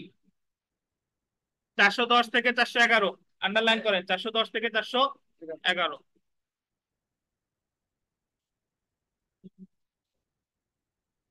দেখেন, 410 ধারায় চোরাই মালের সংজ্ঞা সংজ্ঞায়িত করা হয়েছে 410 ধারায়। আর 411 ধারায় হলো চোরাই মালের শাস্তি। আমরা সরাসরি চলে আসি চোরাই মাল, স্টোলেন প্রপার্টি, 410 ধারা। দণ্ডবিধি 410 ধারায় চোরাই মালকে সংজ্ঞায়িত করা হয়েছে। 410 ধারা অনুযায়ী নিম্নলিখিত বল দেবেন 5টি উপায়ে। কয়টি উপায়ে? কোন সম্পত্তির দখল, হস্তান্তর বা গ্রহণ করা হলে তা চোরাই মাল বলে গণ্য হবে। স্যার, আপনাকে পরীক্ষায় প্রশ্ন আসবে যে কয়টি উপায়ে সম্পত্তি হস্তান্তর করলে সেটা চোরাই মাল বলে গণ্য হবে। কয়টি উপায়? 5টি উপায়। 5টা উপায় কি কি দেখেন। 1 নম্বরে চুরি বা থেফট। 2 নম্বরে কি? বলপূর্বক গ্রহণ বা এক্সটর্শন। 3 নম্বরে দস্যুতা বা রবারি। 4 নম্বরে অপরাধমূলক আত্মসাৎ বা ক্রিমিনাল মিসঅ্যাপ্রোপ্রিয়েশন অফ প্রপার্টি। 5 নম্বরে কি? অপরাধমূলক বিশ্বাসভঙ্গ। এখানে একটা জিনিস যদি লক্ষ্য করেন, আমরা প্রথমে পড়ছিলাম চুরি, তারপর পড়ছিলাম অপরাধজনক অপরাধ মানে বলপূর্বক গ্রহণ বা চাঁদাবাজি, তারপর পড়ছিলাম দস্যুতা বা ছিনতাই, তারপর পড়ছিলাম ডাকাতি, তারপরে পড়ছিলাম হলো আপনার অসাধুভাবে সম্পত্তি আত্মসাৎ, তারপরে পড়ছিলাম কি? বিশ্বাসভঙ্গ। এই 6টা পড়ছি এই পর্যন্ত। 6টার ভিতরে একটা নাই, ডাকাতি নাই। যদি আপনি এই জায়গায় তল্লাশি করেন, দেখেন ডাকাতি নাই। তো এই জায়গায় একটা জিনিস মনে রাখবেন যে চুরি করে যে মাল সেটারই চোরাই মাল বলে, এটাই স্বাভাবিক। বাট বলপূর্বক গ্রহণ করে যে মাল সেটাও কি? চোরাই মাল। দস্যুতা করে আনতেছেন যেটা কি? সেটাও কি? চোরাই মাল। আত্মসাৎ যেটা করতেছেন সেটাও চোরাই মাল। বিশ্বাসভঙ্গের মাধ্যমে যেটা করতেছেন সেটাও কি? চোরাই মাল। তাহলে জেনে রাখা ভালো। দেখেন, প্রতারণা বা ডাকাতি, এই দুইটা গোল দেন। প্রতারণা বা ডাকাতির মাধ্যমে অর্জিত সম্পত্তি চোরাই মাল বলে গণ্য হবে না। পরীক্ষায় আসে যে নিম্নের কোনটি চোরাই মাল বলে গণ্য হবে, কোনটি চোরাই মাল বলে গণ্য হবে না। সো আপনি মনে রাখবেন কি কি চোরাই মাল না। প্রতারণা বা, আপনি যদি প্রতারণা করে কারো কাছ থেকে কিছু আনেন সেটা চোরাই মাল না। যদি ডাকাতি করে কিছু আনেন সেটা চোরাই মাল না। এখন আপনি আবার জিজ্ঞাসা পারেন যে ডাকাতি করে আনলে তাহলে কি? সেটা ডাকাতির মাল, ধরেন সেটা কি? ডাকাতির মাল, কিন্তু চোরাই মাল না। তারপরটা দেখেন, যদি চোরাই মাল, আন্ডারলাইন করবেন, দখলের অধিকারী ব্যক্তির নিকট চলে আসে, তার গরু আপনি চুরি করছিলেন, গরু তার কাছে আবার ফেরত আসছে, তাহলে উক্ত সম্পত্তি আর চোরাই মাল বলে গণ্য হবে না। যার মোবাইল তার কাছে ফেরত চলে আসলে সেটা আর চোরাই মাল বলা যাবে না। বুঝতে পারছেন? এখন তাহলে চোরাই মালের সংজ্ঞা দিল কত দাঁড়ায়? 410। আমরা চলে আসি, দেখেন চোরাই মালের শাস্তি। চোরাই মালের শাস্তি 411 ধারা দেখেন, অসাধুভাবে চোরাই মাল গ্রহণ করা। dishonestly receiving stolen property, dishonestly receiving stolen property। চোরাই মাল বল দিবেন জানার পরেও, চোরাই মাল জানার পরেও যদি কোনো ব্যক্তি চোরাই মাল অসাধুভাবে গ্রহণ করে, দখলে রাখে, তখন উক্ত ব্যক্তি, আন্ডারলাইন করবেন, যে কোনো বর্ণনা 3 বছর পর্যন্ত কারাদণ্ড হতে পারে, অর্থদণ্ড বা উভয়। মানে সেই ব্যক্তি দণ্ডিত হবে কত বছরে? একজন ব্যক্তি আপনার কাছে একটা আইফোন নিয়ে আসছে, আপনি জানেন যে এই মোবাইলটা সে চুরি করে আনছে, জানার পরেও সেটা আপনি কিনছেন, তাহলে যে চুরি করছে সে দণ্ডিত হবে 379। আর আপনি যে চোরাই মাল রাখলেন আপনার জন্য দেবেন কত দাঁড়ায়? কত বলেন? 411। বুঝতে পারছেন? কিন্তু সে যদি না জেনে ক্রয় করে, মানে সে অ্যাকচুয়ালি সরল বিশ্বাসে কিনছে, সে জানে না যে এটা চোরাই মাল, তাহলে কিন্তু তার কোনো অপরাধ হয় নাই। বুঝতে পারছেন? এখন আমাদের লিখিত পরীক্ষার সময় প্রশ্ন আসে যে কোন ব্যক্তি কি চুরি এবং চোরাই মাল গ্রহণের জন্য একই সাথে দণ্ডিত হতে পারে কিনা। ধরেন ডিপজল একটা মোবাইল চুরি করছে, ওই মোবাইলটা ডিপজলের কাছ থেকেই উদ্ধার করছে। তা এখন ডিপজলের বিরুদ্ধে কি 379 এবং 411 ধারায় চার্জ গঠন করে বিচার করা যাবে কিনা? বুঝেন পার্থক্য? বুঝেন? যে মোবাইল ডিপজল চুরি করছে সেই মোবাইলই তার কাছ থেকে পাওয়া গেছে। তাহলে এই ক্ষেত্রে এইভাবে বলা যাবে না যেহেতু সে চুরি করছে 379, আর চোরাই মাল যেহেতু পাইছে তাইলে 411, এটা হবে না। এটা 379 হবে কত দ্বারা? কারণ যে চুরি করছে তার কাছেই তো চোরাই মাল থাকবে, এটাই তো স্বাভাবিক। বুঝতে পারছেন? তাহলে তার বিরুদ্ধে 411 ধারা চার্জ গঠন হবে না। বুঝতে পারছেন? যদি এমন হতো যে যে চুরি করছে তার কাছে ওই মোবাইল ছাড়া আরো অনেকগুলো মোবাইল পাইছে যেটা হলো চোরাই মাল, সেক্ষেত্রে 411 কত, কিন্তু যে মোবাইল সে চুরি করছে সেই মোবাইল তার কাছে পাওয়া গেলে কিন্তু শুধু সে চুরির দায়ে দণ্ডিত হবে। ক্লিয়ার? আচ্ছা, আমরা একটু চলে আসি, দেখেন চলে আসি চোরাই মালের শাস্তিতে। আপনাদের উদ্দেশ্যে অনেককে বলি ওনার রেজিস্ট্রেশন হয়েছে, আমাদের আর একজন আছে মোনালিসা, যারা রেজিস্ট্রেশন হয়েছে এনার রেজিস্ট্রেশনের এক্সাইটমেন্টে খুব উত্তেজিত। মানে আপনি যদি প্রস্তুত না হন, আপনি 100 বার পরীক্ষা দিলেন, লাভ কি? বুঝেন কিনা? আর আমি আপনাদের একটা কথা বলে দিই, আপনি হচ্ছেন এমন জায়গায় আসছেন যে জায়গা হচ্ছে যে আপনি জীবনে যা করেন নাই তার চেয়েও বেশি এফোর্ট দিয়ে পড়ালেখা আপনার করতে হবে, তারপর হলো উকিল। মানে আপনি জীবনে যে পড়ালেখা করেন নাই তার চেয়ে বেশি পড়ালেখা কি এই জায়গা করতে হবে। শুধু পড়লেই হবে না, সৃষ্টিকর্তার রহমতও দরকার। তার মানে কি কি লাগতেছে? নিজের পরিশ্রমের সাথে লাগতেছে কি আল্লাহর রহমত। বুঝতে পারছেন? এই দুটোর কম্বিনেশন না হলে আপনি পাস করতে পারবেন না, এবং এর কোনো শর্টকাট ওয়ে নাই। এটা অনেকটা ওই যে দেখেন, অনেকে এমসিকিউ তে পাস করে আবেগে ভাসে যায়, তারা ধরা খায় কিসে? রিটেনে। রিটেনে পাস করা, রিটেনে পাস করার পর খুব কম মানুষই ভাইভাতে ফেল করে, বাট অ্যাকচুয়ালি বড় বড় পরীক্ষা হচ্ছে দুইটা, প্রিলি আর রিটেন। সো আপনি যা যা জীবনে পড়েন নাই, যে যা যা ফাঁকিবাজি করে আসছেন এই জায়গা তা দিয়ে হবে না। অনেকে যদি এইভাবে, ও খুব মেধাবী, পরীক্ষার আগের রাতে পরীক্ষা পাস করে, পরীক্ষার আগের রাতে পড়িয়া আপনি একাডেমিক পরীক্ষায় ভালো করতে পারবেন, বাট বার কাউন্সিলে হবে না ভাই। লিখে রাখেন, হবে না, হবে না, হবে না। বার কাউন্সিল হচ্ছে আপনার দীর্ঘদিনের প্রস্তুতি। আপনি মানে পড়তে পড়তে আপনার নখ দর্পণে চলে আসছে, যে গমের বগলেও পড়তেছেন যে চোরাই মাল হলো 410, তখন বুঝবেন যে আপনি বার কাউন্সিলের জন্য প্রস্তুত। কিন্তু এক রাত পরে বার কাউন্সিলে হবে না। এক রাত পরে 100 জনের মধ্যে একজন আন্দাজে প্রিলি পাস করে। কারণ প্রিলিতে আমার কিছু পড়া লাগে না, 100টার ভিতরে দাগাইলে যদি 60টা কারেক্ট হয় 40টা ভুল, 50 পাইলে আমার প্রিলি পাস হচ্ছে, বাট সে আবার যে ধরা খায় কিসে? লিখে তো। বুঝতে পারছেন? সো এর কোনো শর্টকাট ওয়ে নাই, এর কোনো তদবির নাই, এর কিছু নাই। এই চিন্তা করে এই জায়গা পড়তে আসবেন। আমি আপনাদের হচ্ছে দিক দিক দেখাচ্ছি যে আমার পিছে পিছে চলেন, যদি সৃষ্টিকর্তা সহায় থাকে তাহলে আপনি পাস করতে পারেন। আমিও আপনারা কিন্তু পাশের কোনো গ্যারান্টি দিতে পারবো না, এই জায়গায় 1% গ্যারান্টিও আমার কাছে নাই। তবে আমি গ্যারান্টি এইটুক দিতে পারি যে আমরা পরিশ্রম করতে করতে একসময় যদি আমার সাথে থাকেন দেখবেন যে গন্তব্যে আমরা পৌঁছে গেছি। বুঝতে পারছেন? তো এর কোনো শর্টকাট ওয়ে নাই। তো বিষয়টা হচ্ছে যে যাদের রেজিস্ট্রেশন হয়েছে বা হয় নাই, আপনারা এইগুলা নিয়ে চিন্তা না করে আপনারা চিন্তা করেন কি নিয়ে, যে আমি আগে নিজেরা কি করি, প্রস্তুত করি। বুঝতে পারছেন? এই জায়গা অনেক ভাই ব্রাদার আছে যারা রিটেন পরীক্ষা থেকে ফেরত আসছে, তারা আসলে জানে যে বার কাউন্সিল আসলে কি পরীক্ষা। আপনারা যারা ফার্স্ট টাইম তারা এখনো এর কষ্ট এখনো বোঝেন নাই। যাই হোক, তো চোরাই মাল অসাধুভাবে আত্মসাতের সাজা কত দাঁড়ায়? 411-তে কত, 3 বছর। আচ্ছা, আমরা 300 400 এই শখটা দেখেন, শখটার 411-র পর তীর চিহ্ন দিয়ে চলে আসেন 414-তে।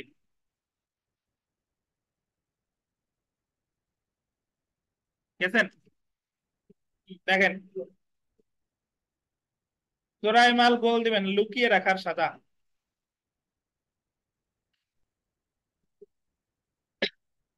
গরু একটা চুরি করে আনছে, আপনি ওই গরু রাখেন নাই, বাট আপনার পালে 10টা গরু আছে, ওই একটা গরু ওই 10টার মধ্যে কি রাখছেন, লুকিয়ে রাখছেন, তাহলে যে গরু চুরি করছে সে দণ্ডিত হবে কত দ্বারাই, 379।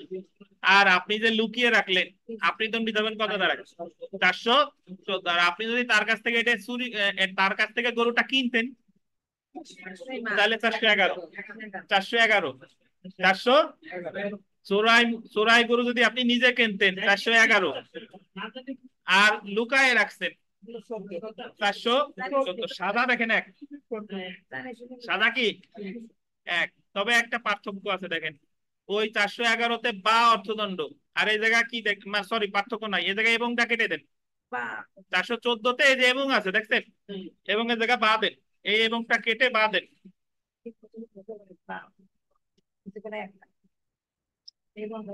বুঝেন নাই?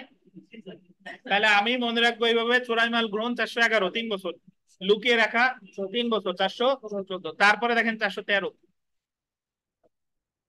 আন্ডারলাইন করেন, অভ্যাসগত ভাবে চোরাই মালের কারবার করা,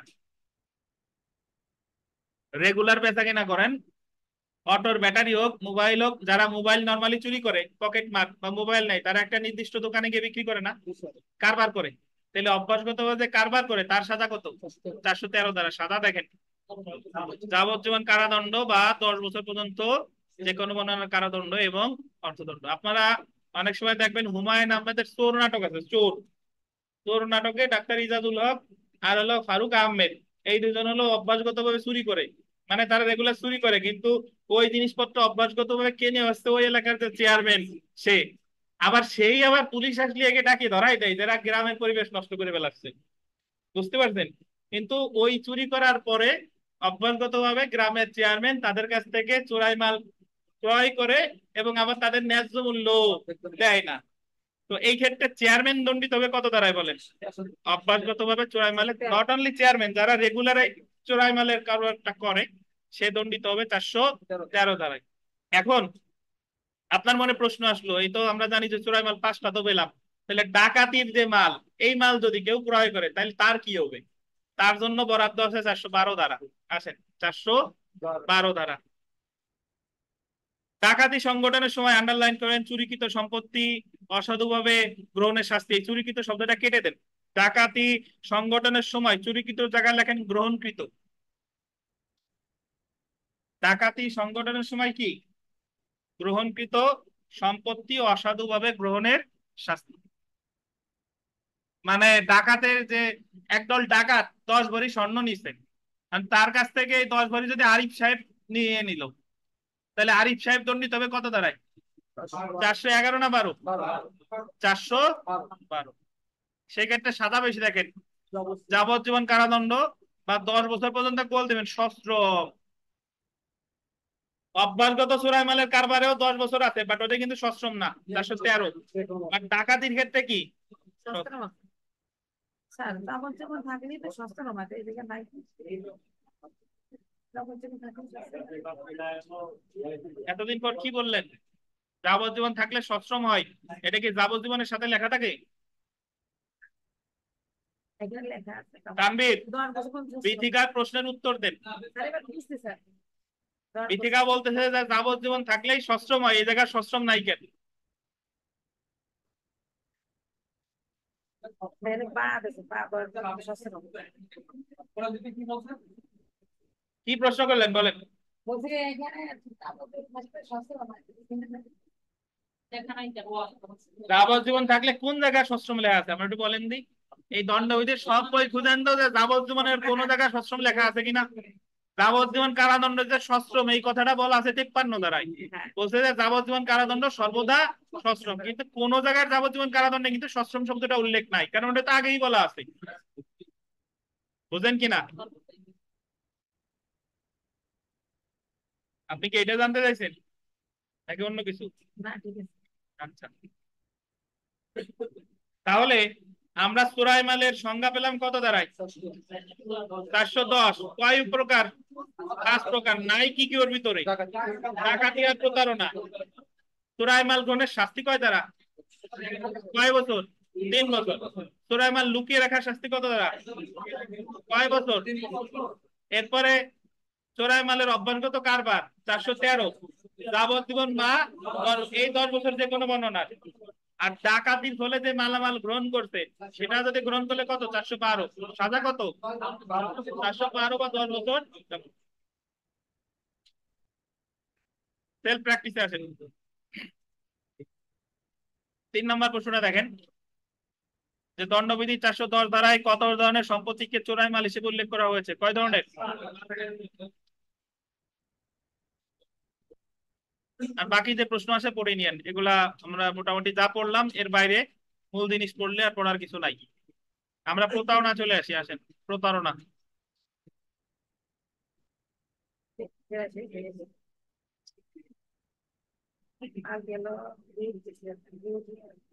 প্রতারণা চিটিং ধারা 415 থেকে 420, 415 থেকে 420।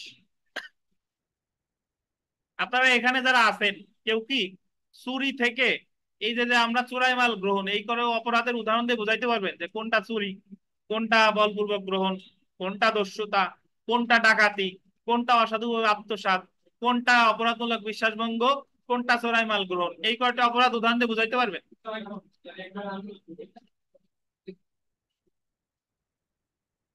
আচ্ছা যাই হোক, নামাজের বিরতি, আজান যেহেতু দিছে নামাজের পর শুরু হবে, 10 মিনিট বিরতি।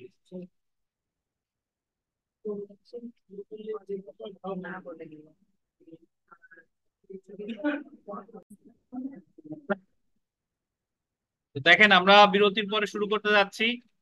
আমরা এখন পড়বো প্রতারণা বা চিটিং। এটা দেখেন ধারা 415 থেকে 420। তো একটু আন্ডারলাইন করেন প্রতারণা বা চিটিং, এটাকে বলতেছে 415 থেকে 420 ধারা। আমরা প্রথমে প্রতারণার সংজ্ঞা পড়ি। প্রতারণা হচ্ছে যে এরকম যে দণ্ডবিধির দেখেন 415 ধারা আন্ডারলাইন করেন। 415 ধারায় প্রতারণার সংজ্ঞা দেওয়া হয়েছে। তো অনেক সময় এভাবে প্রশ্ন আসে যে প্রতারণার সংজ্ঞা দেওয়া হয়েছে কত ধারায়, 415 ধারায়। তারপরে গোল দিবেন যে প্রতারণামূলক ভাবে বা অসাধু ভাবে, প্রতারণামূলক ভাবে বা অসৎভাবে, ফ্রডুলেন্টলি অর ডিসঅনেস্টলি। একটা জিনিস এখানে দেখেন যে এর আগে আমরা যতগুলো অপরাধ করছি ওই জায়গায় অসাধুতা ছিল, কোনো প্রতারণা কিন্তু ছিল না। চুরির ক্ষেত্রে অসাধুতা ছিল, আত্মসাতের ক্ষেত্রে অসাধুতা ছিল, দস্যুতার ক্ষেত্রেও অসাধুতা ছিল, কিন্তু ওই জায়গায় কিন্তু কোনো প্রতারণা ছিল না। কিন্তু এখানে প্রতারণার ক্ষেত্রে প্রতারণামূলক ভাবেও আছে, আবার কি অসাধু ভাবেও আছে। তো কোনো ব্যক্তিকে, আন্ডারলাইন করেন, সম্পত্তি হস্তান্তর করতে প্রবৃত্ত বা ইনডিউস করা হলো প্রতারণা। প্রবৃত্ত করা প্রতারণায়, এতক্ষণ আমরা যতগুলো অপরাধ করছি চুরির ক্ষেত্রে ধরেন কাউরে না জানে এই জিনিসটা নেয়, চাঁদাবাজি বা এক্সটর্শনের ক্ষেত্রে তারে দূরবর্তী ভয় দেখাইয়া নেয়, দস্যুতার ক্ষেত্রে তাৎক্ষণিক ভয় দেখাইয়া নেয়। আর ডাকাতি তো সংখ্যাগত ছাড়া আর পার্থক্য নাই। আত্মসাতের ক্ষেত্রে সম্মতি থাকতেও পারে, নাও থাকতে পারে। আর বিশ্বাসভঙ্গের ক্ষেত্রে বিশ্বাস করে দিয়ে গেছিল, পরে আত্মসাৎ করতো। চোরাই মালের ক্ষেত্রে চোরাই মাল গ্রহণ করলো। আর এখন হয়ে গেছে ছলনা শুরু, জি বাংলা স্টার জলসা শুরু হয়ে গেছে, বুঝতে পারছেন? এখন মানে হচ্ছে যে আপনার ছলনা, আপনারে বললো যে এই মোবাইলে নর্মালি বললো যে এই যে যে শ্যাম্পু, এই শ্যাম্পু নিলে আপনার টাক মাথায় চুল গজাবে, বুঝতে পারছেন? এই কথা বলে আপনার এই জিনিসটা দিয়েছে, আপনি গ্রহণ করছেন, কিন্তু সেও প্রকৃতপক্ষে জানে যে টাক মাথায় এই শ্যাম্পুতে চুল গজাবে না। তাহলে এই যে যে যে কথা বলে আপনার কাছে যে দিল, এই জায়গায় কি আছে, ছলনা আছে, মিথ্যা কথা আছে। আপনি যদি এতক্ষণ ধরে যে অপরাধগুলো ছিল, ধরেন চুরির ক্ষেত্রে, আত্মসাতের ক্ষেত্রে, দস্যুতার ক্ষেত্রে, বিশ্বাসভঙ্গের ক্ষেত্রে কি ছলনা ছিল? কোনো জায়গায় কিন্তু ছলনা বা তঞ্চকতা বা প্রবৃত্তি ছিল না। তো এই ক্ষেত্রে, যে ক্ষেত্রে মানে যা না তা বুঝাই আপনার যদি কোনো কাজ করানো হয়, সেটারই বলে কি প্রতারণা। তো দেখেন, সো 415 ধারা অনুযায়ী নিম্নলিখিত আন্ডারলাইন করেন শর্ত পূরণ হলে তা প্রতারণা বলে গণ্য হবে। কি কি দেখেন, এক ব্যক্তি আর এক ব্যক্তির সাথে, আন্ডারলাইন করেন, ছলনা বা ডিসিপশন করবে। কি করবে? ছলনা। ডিসিপশন মানে হচ্ছে একটু ছলনা। তারপরে দেখেন, যে ব্যক্তি ছলনা করে সে এমন ছলনার মাধ্যমে বা প্রবঞ্চনা, ফ্রডুলেন্টলি বা অসাধুভাবে, আন্ডারলাইন করবেন, অপর কাউকে কোনো সম্পত্তি প্রদানে প্ররোচিত করবে। মানে ওই যে আমি বলতেছি যে আপনি এই শ্যাম্পু যদি নেন আপনার মাথায় চুল গজাবে, এই শ্যাম্পু তো সে রাখতেছে, বিনিময়ে সে আমারে কি দিচ্ছে? অর্থ। সো এই যে সম্পত্তি প্রদানে কি করে? প্ররোচিত করে। বা কোনো ব্যক্তিকে কোন সম্পত্তি আন্ডারলাইন করেন রেখে দেওয়ার ব্যাপারে সম্মতি প্রদানে তাকে প্ররোচিত করে। ওই যে রেখে দেওয়া মানে আপনি ওই যে যে আমার কাছ থেকে আপনি শ্যাম্পু নিচ্ছেন, এটা কি করতেছেন, রেখে দিচ্ছেন না, বিনিময়ে আপনি আমার কি দিচ্ছেন, টাকা দিচ্ছেন। রেখে দেওয়ার ব্যাপারে তাকে কি করে, প্ররোচিত করে। বা 3 নাম্বার দেখেন, ইচ্ছাকৃতভাবে বা উদ্দেশ্যমূলক ভাবে অনুরূপ প্রতারিত ব্যক্তিকে, আন্ডারলাইন করেন, কোনো কার্য করতে বা করা হতে বিরত থাকতে প্ররোচিত করে। যে কার্য সেই ব্যক্তি, আন্ডারলাইন করবেন, প্রতারিত না হলে করতো না, বা করা হতে বিরত থাকতো না, বা এমন কার্য করা বা করা হতে বিরত থাকার কারণে, আন্ডারলাইন করবেন, উক্ত ব্যক্তির দেহ, মন, খ্যাতি বা সম্পত্তির ক্ষতি করে বা করার সম্ভাবনা তৈরি করে। এটার অর্থ কি? এটার অর্থ হলো যে আমি যদি আপনার এই কথা না বলতাম, তাহলে আপনি তো আমার কাছ থেকে ওই জিনিসটা করতেন না, এবং এই জিনিসটা আমি বলছি বলেই তো আপনি করতেন, নাইলে কিন্তু আপনি এই কাজটা কি করতেন না। এবং এই কাজটা করে আমার কাছ থেকে আপনি শ্যাম্পু কিনে আপনার দেহ, মন বা সুনামের ক্ষতি হয়েছে। বুঝতে পারছেন? এই জায়গায় দেহের ক্ষতি হয় নাই, দেহের ক্ষতি তো হইতে পারে, চুলে দেখা গেল মাথা নষ্ট হয়ে গেছে, অথবা মনের ক্ষতি হয় রে, খ্যাতির কথা, সম্পত্তিরও ক্ষতি। এই যে যে আপনি টাকা নিলাম, এটা তো আপনার সম্পত্তিরও ক্ষতি। বুঝতে পারছেন? সো আমার ছলনার কারণে আপনি আমারে কোনো মূল্যবান জিনিস দিচ্ছেন, অথবা আপনি কোনো জিনিসপত্র আমার কাছ থেকে রাখছেন, এবং আমি যদি ছলনা না করতাম তাহলে আপনি এই কাজটা কখনোই করতেন না। এবং আপনি এই কাজটা করছেন বলে আপনার কি ক্ষতি হয়েছে? দেহের ক্ষতি হয়েছে, মনের ক্ষতি হয়েছে, অথবা কি সুনামের ক্ষতি হয়েছে। তাহলে আপনি কি আইডেন্টিফাই করতে পারেন কিনা যে এতক্ষণ এই প্রতারণা করার আগ পর্যন্ত যতগুলা পড়ছিলাম এগুলাতে কিন্তু ছলনা ছিল না? বুঝেন কিনা? আমি যদি আপনাদের বলি যে আমার কাছে আপনি পড়বেন, পাস ফাইন, মানে আপনি 100% পাস করবেন, এতগুলো প্রশ্ন দেবো, কমন পড়বে, এই যে আমি কি করতেছি, ছলনা করতেছি, এটা কিন্তু চুরিও হয় না, এটা দস্যুতাও হয় না, এটা চাঁদাবাজিও হয় না, এটা ডাকাতিও হয় না, আবার এটা কি চোরাই মাল গ্রহণ হয় না, বাট আমি যেটা করতেছি এটা কি চলো বা প্রতারণা। সো আমি দেখা গেল যে আলটিমেটলি যখন আমি আপনার কাছে পরীক্ষা আসলো, আমি আপনার কি এমন যা দিছি তা কিছুই বাদে নাই বা কিছুই করে নাই, তাহলে আমি, আপনারা বলবেন যে স্যার কি করেছে বলে গণ্য হবে, প্রতারণা করেছে বলে গণ্য হবে। ধন্যবাদ। সো এক্ষেত্রে আমরা চলে আসি, দেখেন। সো আপনি একটা জিনিস এইভাবে চিন্তা করেন যে প্রতারণার ক্ষেত্রে অ্যাকচুয়ালি ছলনা থাকে, কিন্তু এর আগে যা যা বললাম এগুলাতে কিন্তু ছলনা নাই। তো জেনে রাখা ভালোতে আসেন যে প্রতারণার ক্ষেত্রে অবশ্যই কি থাকবে, ছলনা। তার আগে একটা জিনিস এখানে মনে রাখেন, যে বলে, যদি বলে যে প্রতারণা আমার ক্ষেত্রে কয়টি উপায় প্রতারণা হতে পারে, ওই যে শর্ত পূরণ কয়টা ছিল, 1 2 3টা না, 3টে উপায় পাইছেন, ওই যে 1 2 3। তো যদি বলে কয়টি উপায়ে প্রতারণা হতে পারে, কয়টি উপায়, 3টি।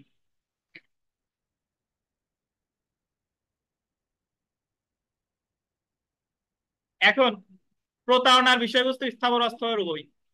প্রতারণার বিষয়বস্তু কি, স্থাবর অস্থাবর উভয়। চুরির ক্ষেত্রে কি মনে আছে, বলপূর্বক গ্রহণের ক্ষেত্রে কি, দস্যুতার ক্ষেত্রে কি, আত্মসাতের ক্ষেত্রে কি, আত্মসাতের ক্ষেত্রে শুধু অস্থাবর, বিশ্বাসভঙ্গের ক্ষেত্রে কি, স্থাবর অস্থাবর উভয়। প্রতারণার ক্ষেত্রে কি,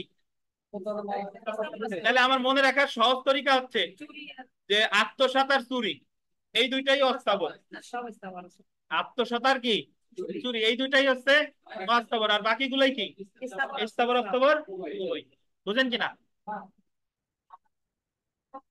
ডাকাতি ধরেন, দস্যুতা যদি স্থাবর অস্থাবর উভয় হয়, তা ডাকাতিও কি স্থাবর অস্থাবর উভয়। তবে নর্মালি ডাকাতি ও স্থাবর সম্পত্তি করা যায় না, হবে কি বলেন তো? কারণ ডাকাতি তো আপনি জোরপূর্বক কাউরে ওই স্থাবর সম্পত্তি নেওয়া যাচ্ছে না। জেনে রাখা ভালোতে আসেন, দেখেন প্রতারণার ক্ষেত্রে অবশ্যই কি থাকবে, ছলনা থাকবে।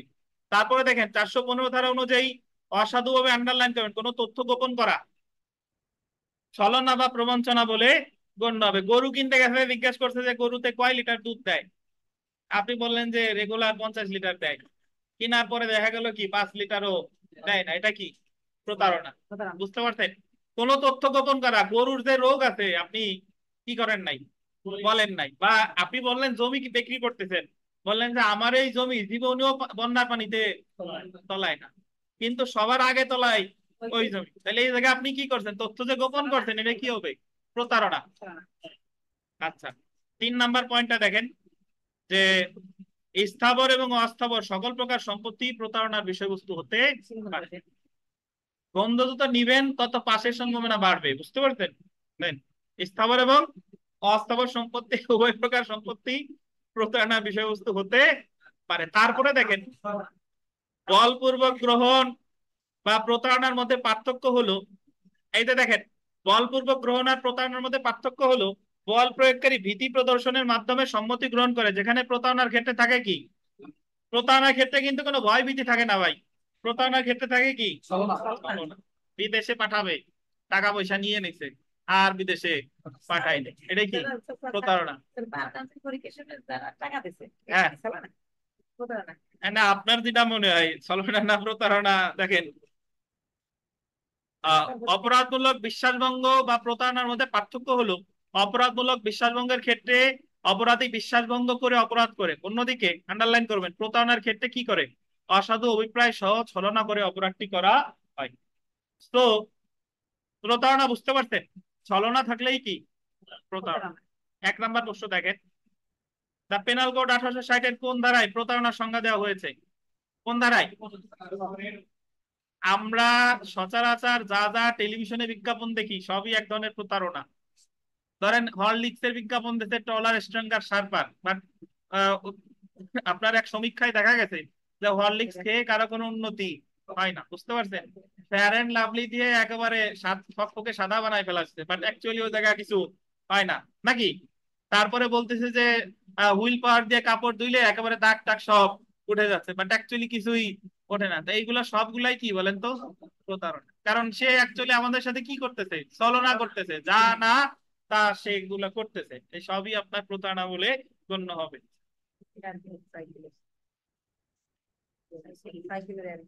2 নম্বর প্রশ্নটা দেখেন। আচ্ছা, 1 নম্বর প্রশ্নটা আগে দেখি, যে দ্য পেনাল কোড 1860 কোন ধারায় প্রতারণার সংজ্ঞা দেওয়া হয়েছে, কোন ধারায়? 415। এরকম শোনা যায় যে গুলিস্তানের যারা ওই আন্ডারপাস থেকে যারা মোবাইল টোবাইল কিনে, তারা ঠিকঠাক ভাবে কিনে আনতে, বাসায় এসে যখন মোবাইল চালাইতে গেছে দেখা গেছে মোবাইলের ভিতরে আটা ভরা, বুঝতে পারছেন? তো এই জায়গায় কি করছে, প্রতারণা। 2 নম্বর দেখেন, প্রতারণা এর সংজ্ঞা দণ্ডবিধির কত ধারায় দিছে, কত ধারায় বলেন তো? 415। ধন্যবাদ। সব প্রতারণার সংজ্ঞা দিছে 415, আর শাস্তি আগে একটু দেখে আসি। দেখেন শাস্তি দিয়েছে 417, এই পাশে ছকে আছে শাস্তি, শাস্তিতে চলে আসি। প্রতারণার শাস্তি, প্রতারণার শাস্তি পানিশমেন্ট ফর চিটিং যে কোনো বর্ণনার কত, 1 বছর পর্যন্ত হতে পারে অর্থদণ্ড বা উভয়। তো যদি আপনাকে বলে প্রতারণার সংজ্ঞা কত দ্বারা, শাস্তি কত দ্বারা, কত দিন, 1 বছর। বলছে গরুর মাংস দিয়ে দিতে মহিষের মাংস, কি করছে, প্রতারণা, বুঝতে পারছেন? হোটেলে বলছে বোয়াল মাছ, খাওয়াইছে অ্যাকচুয়ালি পাঙ্গাস মাছ, কি প্রতারণা। এসবই প্রতারণার অন্তর্গত। বাট আপনি হোটেলে গিয়ে দেখা গেল যে ভাত তো খাইছেনি, খাওয়ার পরে ওদের একটা ওই পাশে ছিল ধরেন পানির বোতল ছিল, ইনটেক্ট পানির বোতল আপনি খেয়ে চলে আসছেন ওদের সম্মতি ছাড়া, এই যে যে পানির বোতলটা খাইলেন এটা কি করছেন, চুরি করছেন, কারণ তাদের তো সম্মতি এই জায়গা ছিল না, বুঝেন কিনা? এটা প্রতারণা না, এটা আপনি করছেন হোটেলের সাথে কি চুরি। জি, দেখেন। আচ্ছা,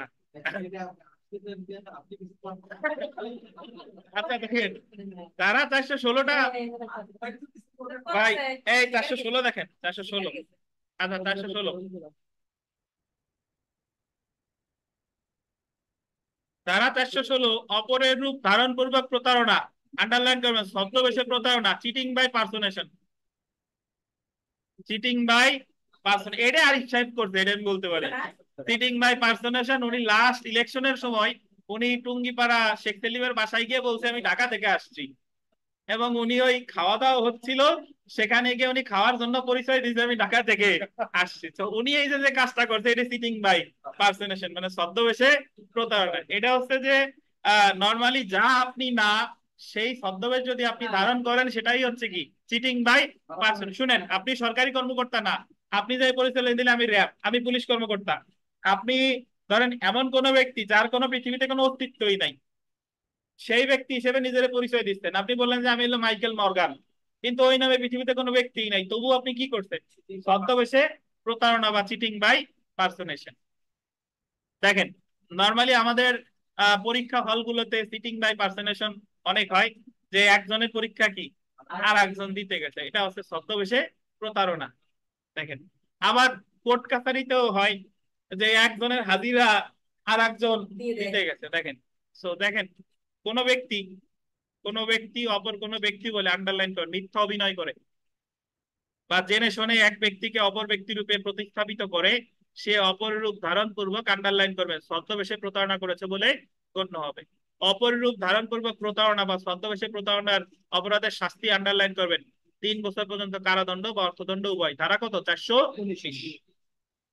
তো আপনি এটা মনে রাখেন যে ছদ্মবেশে প্রতারণার সংজ্ঞা দিল কত আর শাস্তি কত? ছদ্মবেশে প্রতারণার সংজ্ঞা 416 আর শাস্তি হলো 419, 3 বছর। শুধু প্রতারণার সংজ্ঞা 415, শাস্তি কত? 417, কত? 1 বছর। বুঝতে পারছেন? তো মাজা 18 কি আছে? আচ্ছা বলবো, দেখেন জেনে রাখা ভালোতে আসেন, জেনে রাখা ভালো, জেনে রাখা ভালো। দেখেন, যে ব্যক্তি অপরের রূপ ধারণ পূর্বক আন্ডারলাইন করেন প্রকৃত বা কাল্পনিক, ইমাজিনারি বা যা হোক না কেন, উক্ত ব্যক্তি অপরের রূপ ধারণ পূর্বক প্রতারণার জন্য দায়ী। ধরেন একজন ব্যক্তি পৃথিবীতে কোনো অস্তিত্বই নাই, আপনি নিজের পরিচয় দিচ্ছেন এলিয়েন বলে, যে আমি বুধ বৃহস্পতি গ্রহ থেকে আসছি, এই কারণে আমার চেহারা এরকম। বুঝতে পারছেন? So, তবু আপনি কি করেছেন বলে গণ্য হবে। পরবর্তীতে যদি জানা যায় আসলে আপনি এলিয়েন না, আপনি হচ্ছে মানুষ, তাহলে আপনি ছদ্মবেশে প্রতারণা করেছেন বলে গণ্য হবে। সাজা কত দাঁড়ায়? 419 দাঁড়ায়। এখন আমি আপনাদের একটা প্রশ্ন করি, বলেন তো এরকম একটা ছদ্মবেশ রিলেটেড একটা ধারা আমরা পড়ছিলাম, কত দাঁড়ায় মনে আছে কিনা? কি আছে মাসুদ? 170-এ কি আছে? সরকারি চাকরিজীবী পরিচয় দিয়ে যদি কোনো সরকারি চাকরিজীবীর ছদ্মবেশ ধারণ করে যদি কি করে? অপরাধ মানে পরিচয় দিলে সে 170 দাঁড়ায়। 170। এই তানবীরে যে কি, এটা কি কার জন্য? আচ্ছা, আচ্ছা ধন্যবাদ। তানবীর যদি ধরেন পরিচয় দিল যে আমি মৌলানা তানবীর হোসেন, তাহলে তানবীর এক্ষেত্রে কি করছে? ছদ্মবেশে প্রতারণা করেছে বলে গণ্য হবে। কত ধারায় দণ্ডিত হবে? 419 ধারায়। বিগত বছর প্রশ্ন দেখেন,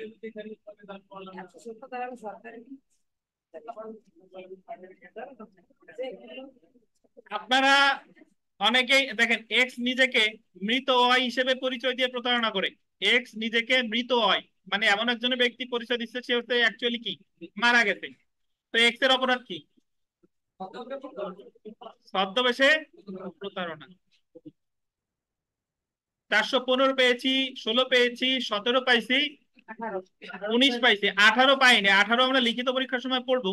সেটা হচ্ছে আমি আপনাদের একটা শীট দিছি পেনাল কোডের, যারা যারা এই লিখিত পরিপূর্ণ যে উত্তরপত্র, এটা তানভীরের কাছ থেকে নিয়ে নিয়েন টাকা দিয়ে। অবশ্যই তানভীর ফটোকপি করে আপনাদের দিবে, যারা যারা নতুন আসছে ইচ্ছা করলে ওনার কাছ থেকে নিতে পারেন, এটা আপনার জন্য অপশনাল। শোনেন 18 দ্বারাই কি আছে আমি বলি। 18 দ্বারাই বলছে যে যদি কোনো ব্যক্তি কোন জিনিসের স্বার্থ, ওটা লেখার দরকার নাই, ওটা আপনাদের জন্য ইম্পর্টেন্ট না, লেস ইম্পর্টেন্ট, ওটা মরিয়ম বৌদ্ধের জন্য ইম্পর্টেন্ট, উনি পড়বে, আমি যা বলি তাই শুনেন। 418 দ্বারাই বলতেছে যে যদি কোনো ব্যক্তি কোনো জিনিসের স্বার্থ রক্ষার জন্য দায়িত্বপ্রাপ্ত হয়ে সেই স্বার্থ ক্ষুণ্ণ করে, তাহলে সে দণ্ডিত হবে 418 দ্বারাই। উদাহরণ আছে, এরকম একটা উদাহরণ আছে শুনেন, সেটা হচ্ছে যে এরকম ধরেন ব্যাংক, ইসলামী ব্যাংক বাংলাদেশ, ব্যাংকের যারা যারা পরিচালনা করে তাদের কি ডিরেক্টর বলে, পরিচালক। বুঝতে পারছেন? এখন ব্যাংকের নিয়ম হচ্ছে কি যে 1 বছরে ব্যাংকের যত কার্যক্রম আছে, ব্যাংকে যদি লাভ হয় তাহলে সকল পরিচালক সমানভাবে কি ভাগ পাবে, আর যদি লাভ না হয় তাহলে কিন্তু ভাগ পাবে না, এরকম। এখন দেখা গেল যে নর্মালি ব্যাংকে টাকা রাখে কি আমরা সাধারণ জনগণ, সাধারণ জনগণ টাকা রাখি না? আর টাকা রাখার পরে ধরেন ধরেন 1 বছর ব্যাংকে কোনো লাভ হয় নাই, কিন্তু তবুও ওই সাধারণ জনগণের যে টাকা, এই আমানত থেকে ওই যে ব্যাংকের পরিচালকগণ তারা তাদের লভ্যাংশ বুঝে নিচ্ছে, অ্যাকচুয়ালি কোনো লাভ হয় নাই। তাহলে যারা এই লাভটা এই ব্যাংকের টাকা রক্ষণাবেক্ষণের দায়িত্বে যারা ছিল, তারা এই জনগণের টাকা রক্ষণাবেক্ষণের দায়িত্বে থাকার পরেও যদি তারা এই টাকা কি পরিচালক দণ্ডে দিয়ে দেয়, স্বার্থ ক্ষুণ্ণ করে, তাহলে তারা দণ্ডিত হবে কত দ্বারাই? 418 দ্বারা। এইটুকু জানলেই হবে যে যদি কেউ কেউ লভ্যাংশ রক্ষণাবেক্ষণের দায়িত্ব থাকা অবস্থায় যদি স্বার্থ ক্ষুণ্ণ করে, মানে কোনো স্বার্থ, সরি কোনো স্বার্থ যে ক্ষুণ্ণ করে, অ্যাকচুয়ালি সে হচ্ছে সংরক্ষণের দায়িত্ব হচ্ছে তার, তাহলে সেই ব্যক্তি দায়িত্ব হবে মানে দায়ী হবে কত দ্বারাই? 418 দ্বারা। ওই লিখিত পরীক্ষার শীটে একটা উদাহরণ আছে 418 দ্বারাই, একবার বিজিএস পরীক্ষা এসেছিল তখন উত্তর পেলে 418 দ্বারাই। বুঝতে পারছেন? কারণ আপনি আমার কাছে টাকা রাখছেন, এই টাকা আমি আশ্বস্ত করছি যে 3 বছর পর আপনি টাকা ফেরত পাবেন, বাট এই টাকা আমি আবার আর একজন কি আমি নিজে মারি নাই, বাট দিয়ে দিছি কি আর একজনে, সো আমি দণ্ডিত হবে কত দ্বারাই? 418 দ্বারাই। ক্লিয়ার? এই জায়গা কিন্তু কোনো ছলনা নাই, কিন্তু আমি আপনার স্বার্থ কি করছি? পূর্ণ করছি, সো আমি দণ্ডিত হবে কত দ্বারাই? 418। বুঝেন নাই? রক্ষক হয়ে ভক্ষক, এখন সে তো আর ভক্ষক ভক্ষক করে নাই, সে তার তার দায়িত্ব ছিল এটা রক্ষা করা। জি। আর রক্ষক হয়ে ভক্ষক, এটা হলো আপনি কোর্ট কাছারিতে যে ডায়লগ দিবেন শুনানির সময়, যে ওনার রক্ষক হয়ে ভক্ষক করছে তা, বাট অ্যাকচুয়ালি আইনের ট্রাম এটা। ভাই 420 ধারা আজকে সর্বশেষ সেকশন, এটা বলবো দেখেন। ওই শাস্তির জায়গা আছে 420,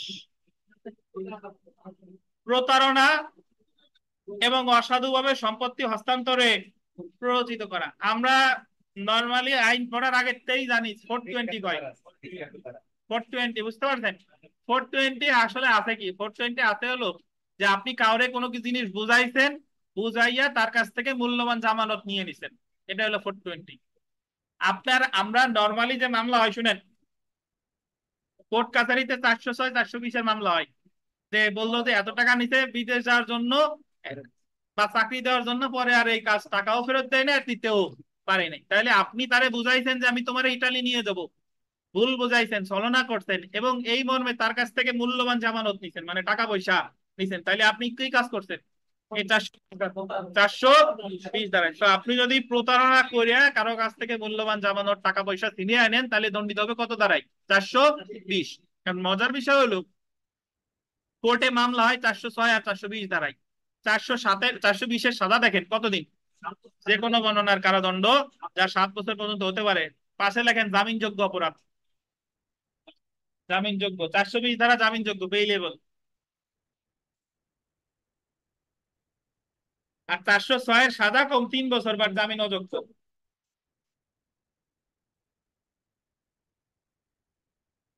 তো 406 সাজা 3 বছর, এটা হলো ক্রিমিনাল ব্রেস অফ ট্রাস্টের সাজা। আর হলো 420, এটা কি? প্রতারণা করে কি করতেন? সম্পত্তি হস্তান্তরে প্ররোচনা করা। সাজা কত? 7 বছর। এটা কি সাজা? জামিন যোগ্য না জামিন অযোগ্য? জামিন যোগ্য। জেনে রাখা ভালোতে আসি দেখেন। আচ্ছা, জেনে রাখা ভালো, আর জানার কাম নাই। আমরা 1 নাম্বার প্রশ্ন দেখি। প্রতারণার সর্বোচ্চ সাজা কি? সর্বোচ্চ শব্দটা বলতেন।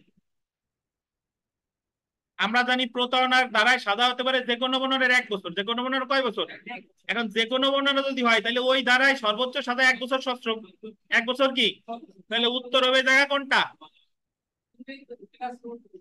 না না না, এই জায়গা যা বলছে এটা ঠিক না, ক হবে উত্তর। সর্বোচ্চ বললে বিনাশ্রম হবে না ভাই। আপনি এইভাবে চিন্তা করেন যে এই ধারায় আদালত যদি ইচ্ছা করে সর্বোচ্চ কত সাজা দিতে পারে? সশ্রম। তাহলে 1 বছর সশ্রমে বেশি তরুণী পারবে না, তাহলে উত্তর হলো অর্থদণ্ড সহ 1 বছর সশ্রম। এই জায়গাতে ব্যাখ্যা দিতে শুনেন, আমি আপনাদের একটা কথা বলি, যদিও আমরা আইন পাঠ পড়ি, কিন্তু আইন পাঠ কিন্তু আমরা অন্ধভাবে ফলো করি না। যেটা সঠিক সেটা সঠিক মেনে নিই, যেটা ভুল আছে সেটা আমরা ভুল মেনে। তো এই জায়গায় উত্তর বলছে ক ও খ, অ্যাকচুয়ালি ক ও খ না। যদি বলতে যে প্রতারণার শাস্তি কি, সর্বোচ্চ শব্দটা নাই, তাইলে উত্তর ক ও খ হতো। কিন্তু এই জায়গায় বলছে কি সর্বোচ্চ, তাইলে সাজা কি?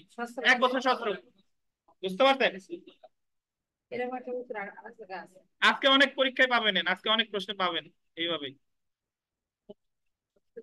আচ্ছা, সেলফ প্র্যাকটিস দেখেন। সেলফ প্র্যাকটিসে মোটামুটি যা আছে পড়ে নিয়েন। এ জায়গায় বেশ কতগুলো উদাহরণ আছে, যদি কোনো উদাহরণ নিয়ে আপনাদের সমস্যা হয় আমার সাথে আলোচনা করেন। মানে যদি প্রশ্ন কোনোটা বুঝতেও সমস্যা হয়, এগুলো আমারে পরবর্তী ক্লাসে এসে অবগত করেন। তার আগে আমরা 18 নম্বর প্রশ্নটা একটু দেখি, দেখেন 18 নম্বর, এটা গুরুত্বপূর্ণ। ক বিশ্ববিদ্যালয়ের পরীক্ষায় নিজেকে খ হিসেবে উপস্থাপন করে এবং খ এর নামে পরীক্ষার খাতায় লেখে। নাম লেখছে খ, নিজেরে, সে অ্যাকচুয়ালি তার নাম ক, বাট সে জায়গা থেকে খ খ হিসেবে স্বাক্ষর দিছে সে। আমরা এখানে জানি একটা অপরাধ আছে ছদ্মবেশে প্রতারণা, এটা তো কনফার্ম নাকি? তো এখানে আর একটাও হয়েছে, সেটা হলো জালিয়াতি। জালিয়াতি আমরা সামনে পড়বো। ডকুমেন্ট রিলেটেড কিছু লিখলেই হবে কি? জালিয়াতি। তো আমি এক আসলে নিজের খ হিসেবে উপস্থাপন করছি, এটা হলো ছদ্মবেশে প্রতারণা। আর এই যে যে স্বাক্ষর করছি, এটা হচ্ছে কি? জালিয়াতি। 3টা স্টার। 19 নম্বর ভিভিআই দেখেন, কোন ব্যক্তিকে অপরের রূপ ধারণ পূর্বক প্রতারণার জন্য দায়ী হবে যদি সে কি হয়? প্রকৃত বা কাল্পনিক যাই হোক না কেন। বুঝতে পারছেন? 20 নম্বর গুরুত্বপূর্ণ দেখেন, দণ্ডবিধির 419 ধারায় অপরের রূপ ধারণ পূর্বক ছদ্মবেশে প্রতারণার সর্বোচ্চ শাস্তি কি? কি বলেন তো? 3 বছর পর্যন্ত কারাদণ্ড। কত ধারায়? 419 ধারায়। তো আজকে এই পর্যন্তই থাক, আগামী দিন আমাদের দণ্ডবিধি ইনশাল্লাহ শেষ হয়ে যাবে। আর আজকে এখন পরীক্ষা আছে, পরীক্ষা দেন। আর এটা দেন তানভীর, এটা খেয়ে তারপর পরীক্ষা দেন।